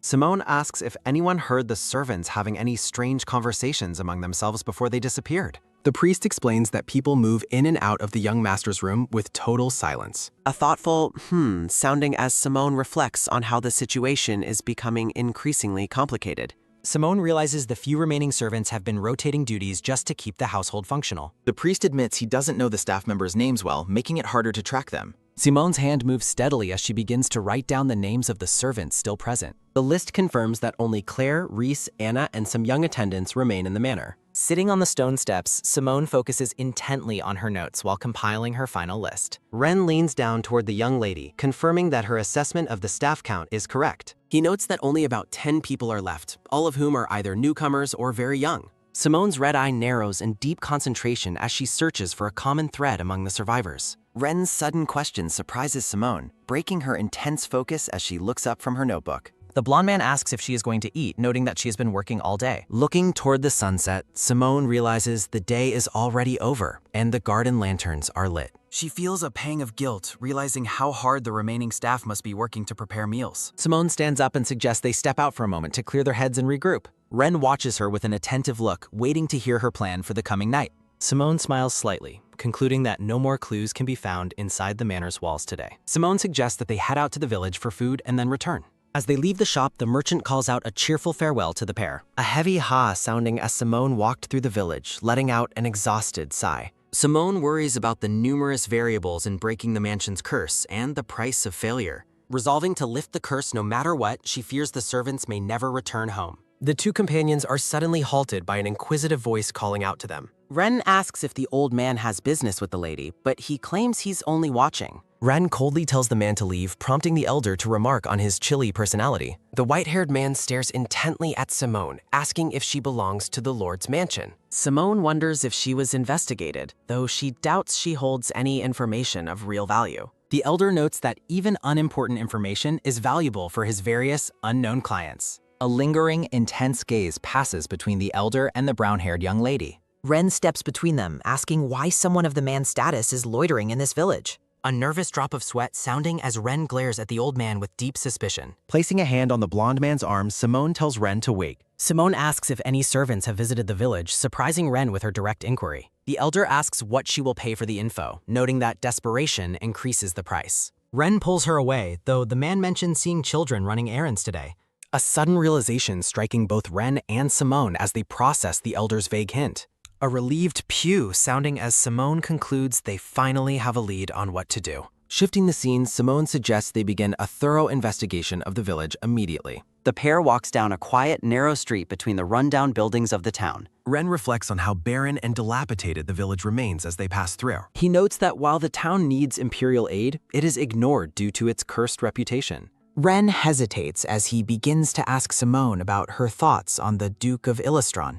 Simone stares back with a completely blank and confused expression, not understanding his point. Simone suggests asking the Duke directly, though Ren admits the man wouldn't discuss politics with him. Ren acknowledges her point, explaining he was simply curious if she had heard anything. Simone asks if he's ready to talk about the royals, while Ren laughs nervously about the atmosphere. Simone explains the staff is only focused on breaking the curse and helping Lord Jace recover. She considers that a family hidden for 3 centuries wouldn't easily return to the political stage. A nervous cuck sounding as Ren's conscience is struck, and he agrees she is likely right. Simone asks if Ren is doing okay, but he is confused by the broad question. Ren insists everything is fine, though Simone notes to herself that he remains incredibly tight-lipped. A surprised sounding as Ren spots something unexpected in the distance. He suddenly realizes that the woman across the way is the chief attendant, Ruth. Ren gasps in shock as the blonde woman in green frantically runs away into a towel. Simone shouts that they are going to lose her and urges Ren to catch up. A determined shout sounding as Ren sprints after the fleeing woman on Simone's command. Ren catches the woman, who gasps his name in terror as she is held fast. Ruth screams for him to let her go, her frantic strength surprising the blonde man. Terrified, Ruth wonders what she should do now that she has been captured. She panics about the guardian spirit's curse, believing she will die if she doesn't ask her question. A piercing awe sounding as Ruth claims she must kill herself tonight to avoid the curse. Simone catches up and demands to know why the attendant is talking about such things. Ruth wails that she must ask the question or the spirits will curse her. Simone asks about the question and the spirits, while Ruth cries that she doesn't want to die. A creepy ha-ha sounding as Ruth suddenly stops, her face darkening with a disturbing smile. Ruth looms over them with a wide, terrifying grin, asking if the two are human. The attendant's expression turns monstrous as she proclaims that the guardian spirits have finally descended. Ruth looks toward the brown-haired young lady and asks Simone her questions. A sharp, muffled thud sounding as Ruth yells, with text predicting her death tonight. A soft, heavy thud sounding as Ren catches the unconscious blonde woman in his arms. Ren asks if Lady Simone is all right, and the brown-haired girl confirms she is fine. Ren explains he knocked Ruth out for being possessed while she mutters about the question. A quick patter of feet sounding as Ren suggests moving Ruth to a quiet, familiar place. A sudden, sharp whoosh sounding as Simone looks back with a wide-eyed, startled expression. Ren asks if she saw something, but Simone claims she saw absolutely nothing. A visual burst emphasizes a familiar, growing sense of dread within Simone's mind. A firm, tight grip sounding as Simone clutches her arm, looking troubled and sweating. A steady, rhythmic tread sounding as they arrive at a stone den for information brokers. A long, low creak sounding as Ren notes the abandoned building has no owner anyway. Ren smiles brightly at the brown-haired lady as he prepares for their next move. A loud, metallic rattle sounding as the tied and gagged Ruth struggles against her chair. Ren notes Ruth is conscious but erratic, asking Simone what they should do now. Simone suggests they simply listen to what the woman was trying to say earlier. A sharp, sudden glint sounding as Ruth's eyes turn dark and sinister. Ruth is possessed by spirits that prepare to ask the brown-haired lady a question. Ruth asks why someone from the Illustron family will commit suicide later tonight. A cold, sudden shiver sounding as Simone stares back with a shocked, pale face. Simone reflects on why the woman keeps asking the same strange question repeatedly. A low, creepy snicker sounding as Ruth looms with a terrifying, wide grin. Simone answers that the suicide will happen because the chief attendant is cursed. Ruth is visibly shaken and sweating, shocked that Simone actually provided an answer. A frantic, rapid clatter sounding as Ruth realizes her inevitable fate is suicide tonight. The possessed blonde woman shifts her intense, dark gaze toward Ren. The guardian spirits descend once more to pose a question directly to Ren. Ren is asked why the chief attendant of the Illustron family will be murdered tonight. Ren considers staying silent, but Simone urges him to try providing an answer. Ren stands frozen with a drop of sweat as a dark shadow looms. Ruth turns away, invoking the power of the scared guardians for her next move. A giant spider sits on its web, representing the spirits Ruth has summoned. Ruth laughs with wide-flung arms, proclaiming that she is summoning the guardians now. A high, mocking cackle sounding as a curse is placed on Ren for not answering. A sudden, powerful burst sounding as Ruth sprints away into the dark tunnel. A soft, whistling breeze sounding as the pair watches Ruth vanish into the distance. Ren turns to Simone and asks if he has officially been cursed. Simone clutches her head in distress while Ren vows to protect her life. Ren checks his body, noting that the curse hasn't caused any physical changes yet. Simone reflects on how this particular curse spreads throughout the entire household. Simone visualizes the servants passing the question relay to one another until they fled. A short, low vibrate sounding as Simone realizes this unsettling feeling is extremely familiar. She recalls her previous life holding a smartphone with a chain letter from England. Simone reflects on how this familiar ghost story has appeared in her current reality. Ren looks at Simone as she stares blankly, deep in her own thoughts. Ren notes that the sacred guardians are not recognized by the Empire's church. Simone agrees and suggests that the two companions split up from here. Simone plans to report to the Grand Duke and research the sacred guardians herself. Ren decides he will continue searching for the servants wandering through the village. Ren worries about her working alone, but Simone tells him not to stop her. Ren mentions seeking help from his friends, leaving the young lady confused. A sudden realization strikes the brown-haired young lady as she processes his words. Simone recalls Ren mentioning meeting Abel's group, visualizing a fierce battle from the past. Ren notes his troublesome friends excel at finding things, making Simone curious about meeting them. Simone expresses her reliance on Ren's plan, and the blonde man offers reassuring words. A steady tread sounding as the companions part ways to continue their separate investigations. Shifting the scene, a dark-haired nobleman walks down a dimly lit stone hallway. Noticing newcomers in the village, the nobleman asks the hooded informant about their identities. The informant refuses to speak and asks the noble to leave before they exit. A soft, clinking jingle sounding as the noble drops gold coins into the informant's hands. Bribed with gold, the informant reveals that the young woman has visited the village twice. The nobleman wonders if she is the hidden daughter of the cursed Illustron family. He notes that despite uncertainty, informants believe she is either an employee or adopted. The nobleman observes that the young lady is accompanied by an adventurer from the guild. He identifies her companion as Ren, the guild's most skilled and formidable swordsman. The mention of an adventurer causes the hooded informant to react with quiet surprise. The nobleman asks if something is wrong, but the informant quickly dismisses the concern. He commands the broker to discover Ren's purpose and his relationship with the Illustron family. Proclaiming he will pay any price for information, the nobleman's intense gaze hardens. Back at the manor, Simone stands before the long-haired, white-haired Lord Jace. Lord Jace asks if she has made any progress during her time in the village. Simone reports seeing the head maid running through Hurton Village under strange circumstances. Shadows fall across Simone's face as she begins to explain the severity of the situation. Simone firmly concludes that the household is suffering under the effects of a specific curse. A heavy sounding as Jace sighs, admitting he suspected a curse was at play. Jace asks for more details, though Simone admits the specific nature remains a mystery. Simone explains the curse involves annihilation and the threat of suicide tonight. Lord Jace reacts with visible shock to the revelation of the maid's suicidal intentions. Simone notes that the curse transferred to Ren when he heard but didn't answer. She warns that Ren will die tonight unless the question is asked to 7 people. Jace calls the situation absurd as Simone emphasizes the urgency before the sun sets. Simone asks if Jace knows Osasani Sao, causing a nearby maid to tremble while pouring tea. A loud, sharp clink sounding as the terrified maid's shaking hands caused the china to rattle. Both Jace and Simone turn their attention toward the visibly shaken and frightened maid. The young maid stands frozen in terror over the broken tea set on the floor. Trembling with fear, the maid frantically apologizes to Lord Jace for her sudden outburst. Jace tells her to wait as she reaches down to clean the broken ceramic shards. Lord Jace looms over the cowering maid, his expression cold and demanding answers. The maid is overwhelmed by dread, her face pale as she struggles to find words. Jace sternly demands to know the truth about what is happening among the manor's servants. The maid identifies Osa Sanisao as the god of vengeance feared by all the household staff. She tearfully explains that this vengeful deity is the source of the incoming curse. Jace reflects on the ancient tale, noting it has been passed down since before his time. Recalling the legend, Jace admits that he has heard this dark story before. Simone asks if the story is in the manual, and Lord Jace confirms that it is. Simone focuses intently as they reference the specific rules found within Article 40. They find Article 40 in an old book which strictly warns against cursing others. Jace explains that the ritual involves praying to a ghost to curse one's enemies. A sharp, heavy thud sounding as Simone slams her hand against the wooden table. Simone stands with a look of grim determination, realizing the true danger they face. Lord Jace asks the red-haired lady if they are dealing with necromancy. Simone confirms that it is a sorcery used to summon spirits into the human world. Simone suggests the remaining manor staff likely haven't formed deep enough grudges to be responsible.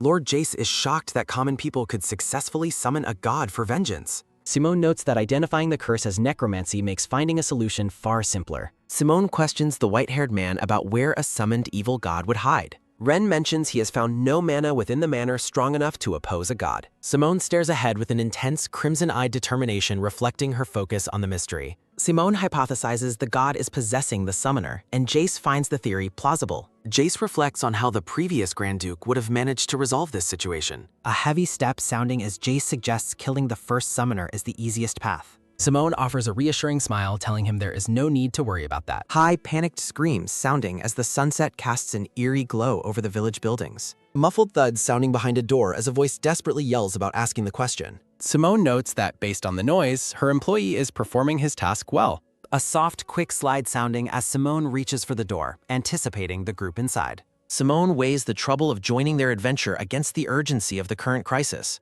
A soft, low sigh sounding as Simone decides to deal with the immediate situation first. A sharp, loud creak sounding as Simone enters, interrupted by someone yelling for silence. Voices from inside the room call for Orkin to put the group to sleep. Orkin argues that he cannot perform his magical incantations with all the noise. Someone inside the room yells for silence as their ears are beginning to hurt. The trio of adventurers stops their bickering to stare at Simone with confusion. Simone offers a polite greeting as she stands in the doorway of the loud room. Simone identifies the red-haired swordsman as Abel, the central protagonist of the story. Orkin the mage warns Simone of the danger posed by the captive servants. Bianchi the thief flirts with Simone, calling her a pretty lady and asking for patience. A sudden, sharp hum sounding as Orkin focuses his magical energy on the staff. A soft, heavy thud sounding as Simone realizes these legendary characters are real and present. Simone is taken aback by the reality of meeting the main characters from her past. A sudden sharp tap sounding as the adventurers discuss who can knock the targets out faster. A sudden loud clatter sounding as the bickering continues to escalate within the room. Simone is overwhelmed by the sheer volume of the noise compared to her expectations. Ren clears his throat, offering to formally introduce his companions to the young lady.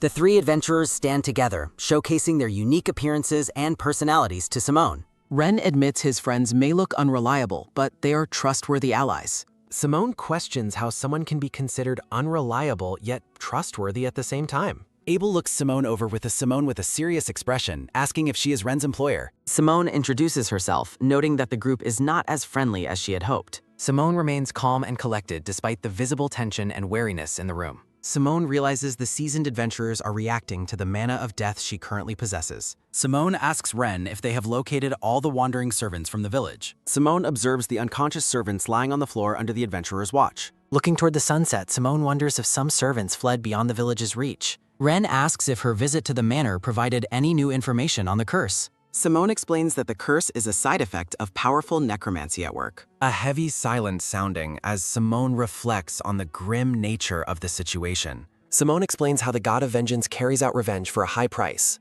The legend of the vengeful spirit has been passed down secretly among the manor's servants. Abel expresses skepticism toward the legend, but Simone asserts it is happening right now. Standing amid the village rubble, the red-haired man asks Simone if a long-forbidden curse is being used again. Looking over the unconscious servants, Simone confirms that people's wariness toward the ancient curse has faded over time. Simone admits she lacks an exact solution, but theorizes they must destroy whatever is possessed by the evil god, likely the summoner's body. Abel reacts with visible hesitation, questioning if they are truly expected to kill a living person to break the spell. Simone clarifies that while that was the past solution, they must find the original caster to resolve the current crisis. As the sunset paints the sky in shades of orange, Simone emphasizes the urgency of finding the first person who cast the curse. Simone turns with a focused and determined gaze, ready to confront the dark magic threatening the household. Abel asks if the first caster is present, but Orkin admits he doesn't sense anything from the people gathered here. Orkin notes they must locate someone carrying the specific aura of the evil god to find their target. A sharp, quick quack sounding as Abel suggests they move their investigation to another village not far from their current location. Simone agrees to the plan, noting that a carriage is waiting outside to transport them immediately. A soft, quick top sounding as Simone reaches into her pocket and pulls out a small, worn brown notebook. A soft, quick thud sounding as Simone suddenly stops, her eyes widening in realization as she looks at the book. Simone stares at the notebook in her hands, her expression shifting as she recognizes its potential importance. The silver-haired woman approaches Simone with a look of surprise, noticing the young lady's sudden change in demeanor. Bianchi asks if there is something interesting written inside, and Simone confirms she has found a significant lead. Simone realizes a vital clue was in her pocket all along, and she now believes she knows where the lesser god is hiding. A soft, sharp tack sounding as Simone clutches the notebook, her face shadowed by a grim and sudden realization. A sudden, loud bang sounding as the manor doors fly open, startling the orange-haired maid standing inside. A quick, heavy thack sounding as Simone commands Anna to inform the Grand Duke they have found the missing servants and the butler. Simone adds that Ren's friends will arrive at the mansion soon, leaving the young maid visibly confused by the sudden news. A rapid, heavy tatadak sounding as Simone rushes past, telling Anna to stay away while they head to the underground area. A sharp, heavy shock sounding as Simone takes a firm step forward, her focus entirely on the hidden secrets of the manor. Standing alone in the center of the grand hall, Simone prepares to uncover the truth hidden beneath the floorboards. Simone recalls a room where a shape-shifting rat once hid, noting it was missing from the blueprints despite people being dragged inside. Jace mentions searching for an empty room with double doors in the underground corridor, but finding no trace of such a space. Simone reflects on the notebook, certain that the information written within its pages holds the key to the hidden room. The notebook reveals that all souls in the mansion flow to a secret underground room created by the traitor Onassis. The text explains that spirits used in curses rest briefly within this secret chamber before being transformed. A low, eerie go-go-go sounding as the heavy double doors creak open to reveal a swirling red void. A massive, glowing red eye stares out from the darkness, representing the spirits being reborn as a new curse. As soft, quick sounding as Simone and Ren arrive at the hidden location, the young lady letting out a soft breath. Simone asks Orkin if he can reveal the hidden door in the wall, causing the mage to look at her with confusion. Orkin reflects on the legend of the secret room where cursed souls gather, noting it was built by the necromancer Anasis. A soft, quick sounding as Orkin agrees to attempt the spell, though he warns it will take some time to complete. A loud, rushing whoo sounding as Orkin focuses his power, a massive swirl of green and yellow magic surrounding him. Orkin concentrates deeply, his eyes closed as he directs his magical energy toward the solid stone wall. A sharp, quick tuck sounding as Orkan places his hands on the wall, magical lines beginning to trace the outline of a door. A sudden, loud P-ike sounding as a bright flash of light erupts from the point where Orkin is focusing his mana. A sudden, loud paw sounding as a glowing green door is successfully revealed, drawing the attention of Ren and Simone. Orkin looks over his shoulder with a faint, weary smile, announcing to the group that he has found the entrance. A sharp, rhythmic sheeing sounding as a crystal pendant on Orkin's belt begins to glow and vibrate with an incoming message. A sharp, static chijik sounding as Abel's voice comes through the mana crystal, urgently reporting a major problem back at the inn. A rapid, heavy tadat sounding as Abel runs through the village, explaining that the sleeping servants have suddenly woken up and fled. A sudden, loud qua sounding as Abel reports the servants are moving with terrifying momentum toward the mansion. Abel emphasizes that the possessed servants are moving at an abnormal speed, far beyond what is humanly possible. The mana crystal continues to pulse as Abel warns that the group of servants is heading directly toward the manor. A sudden, sharp tuck sounding as the communication cuts off, with Abel promising they are also heading to the mansion. Simone asks for a plan of action as Orkin prepares to open the glowing door, and she gives him the command to proceed. A soft, quick whoo sounding as Orkin takes a deep breath, bracing himself to finally open the hidden underground chamber. Orkin asks Ren to protect him while he focuses on opening the locked door. The mage mutters a series of magical incantations to break through the ancient seal. A sudden, loud doo-doo-doo sounding as green magical energy swirls around the large double doors. An unseen voice calls out in confusion, wondering where a girl named Luce has gone. A sudden, loud kia sounding as a sharp scream startles the blonde knight on guard. A group of possessed servants rushes into the hall as a warning is shouted. Simone questions the butler's eerie claim that a god will grant wishes for a price. Simone observes that the group of followers is strangely refusing to move any closer.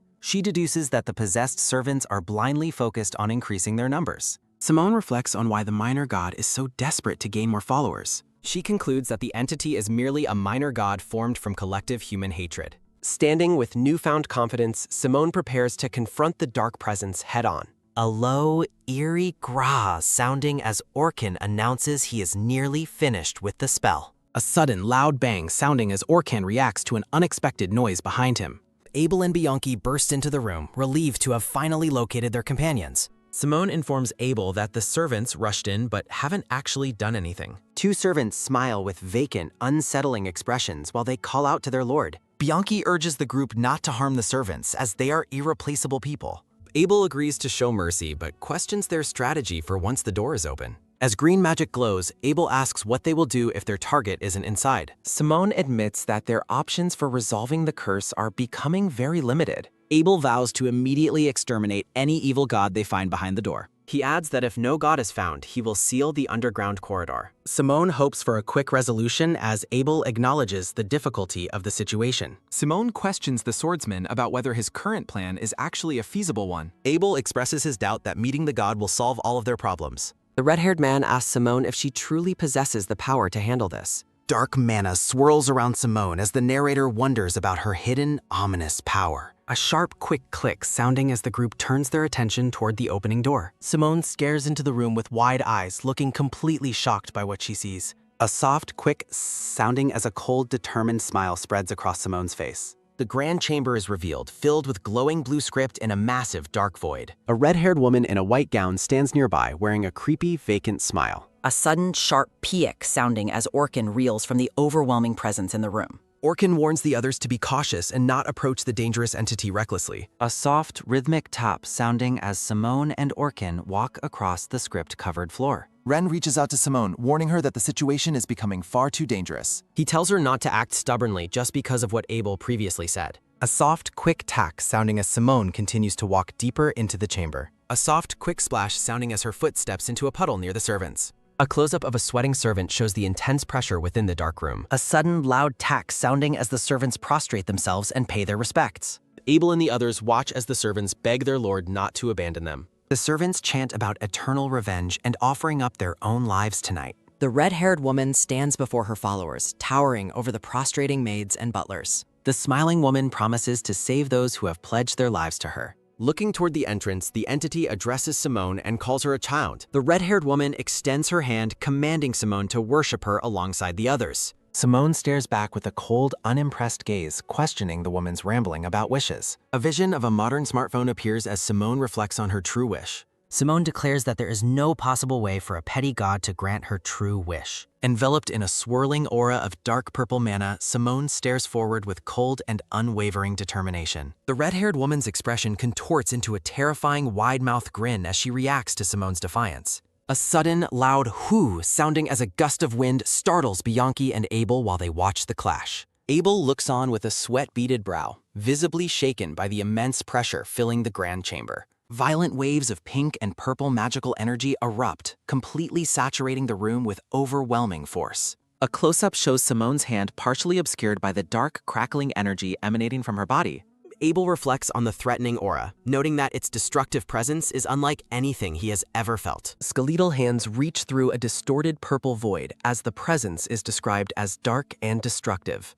Orkin shouts in shock as he finally realizes the terrifying nature of the power currently being unleashed. The lavender-haired mage concludes without a doubt that they are witnessing the forbidden power of a necromancer. Simone stands amidst the magical storm, her gaze fixed intently on the cowering red-haired entity before her. Tendrils of vibrant magical mana dance through the air as the two powers collide in a blinding flash. Orkin recalls that any necromancer born within the Empire is subject to immediate execution upon birth. He notes that even those outside the Empire are kept under state protection due to their extreme danger. Looking tense and wary, Orkin watches the battle unfold while dark mana continues to saturate the environment. Orkin urgently informs Abel that this power belongs to a necromancer, emphasizing the severity of the situation. The massive scale of the magical explosion is revealed as Orkin stands dwarfed by the surging purple energy. Bianchi gasps at the incredible amount of power radiating from the center of the clashing magical forces. Gritting his teeth, Abel struggles to endure the pressure while identifying the source of the power as necromancy.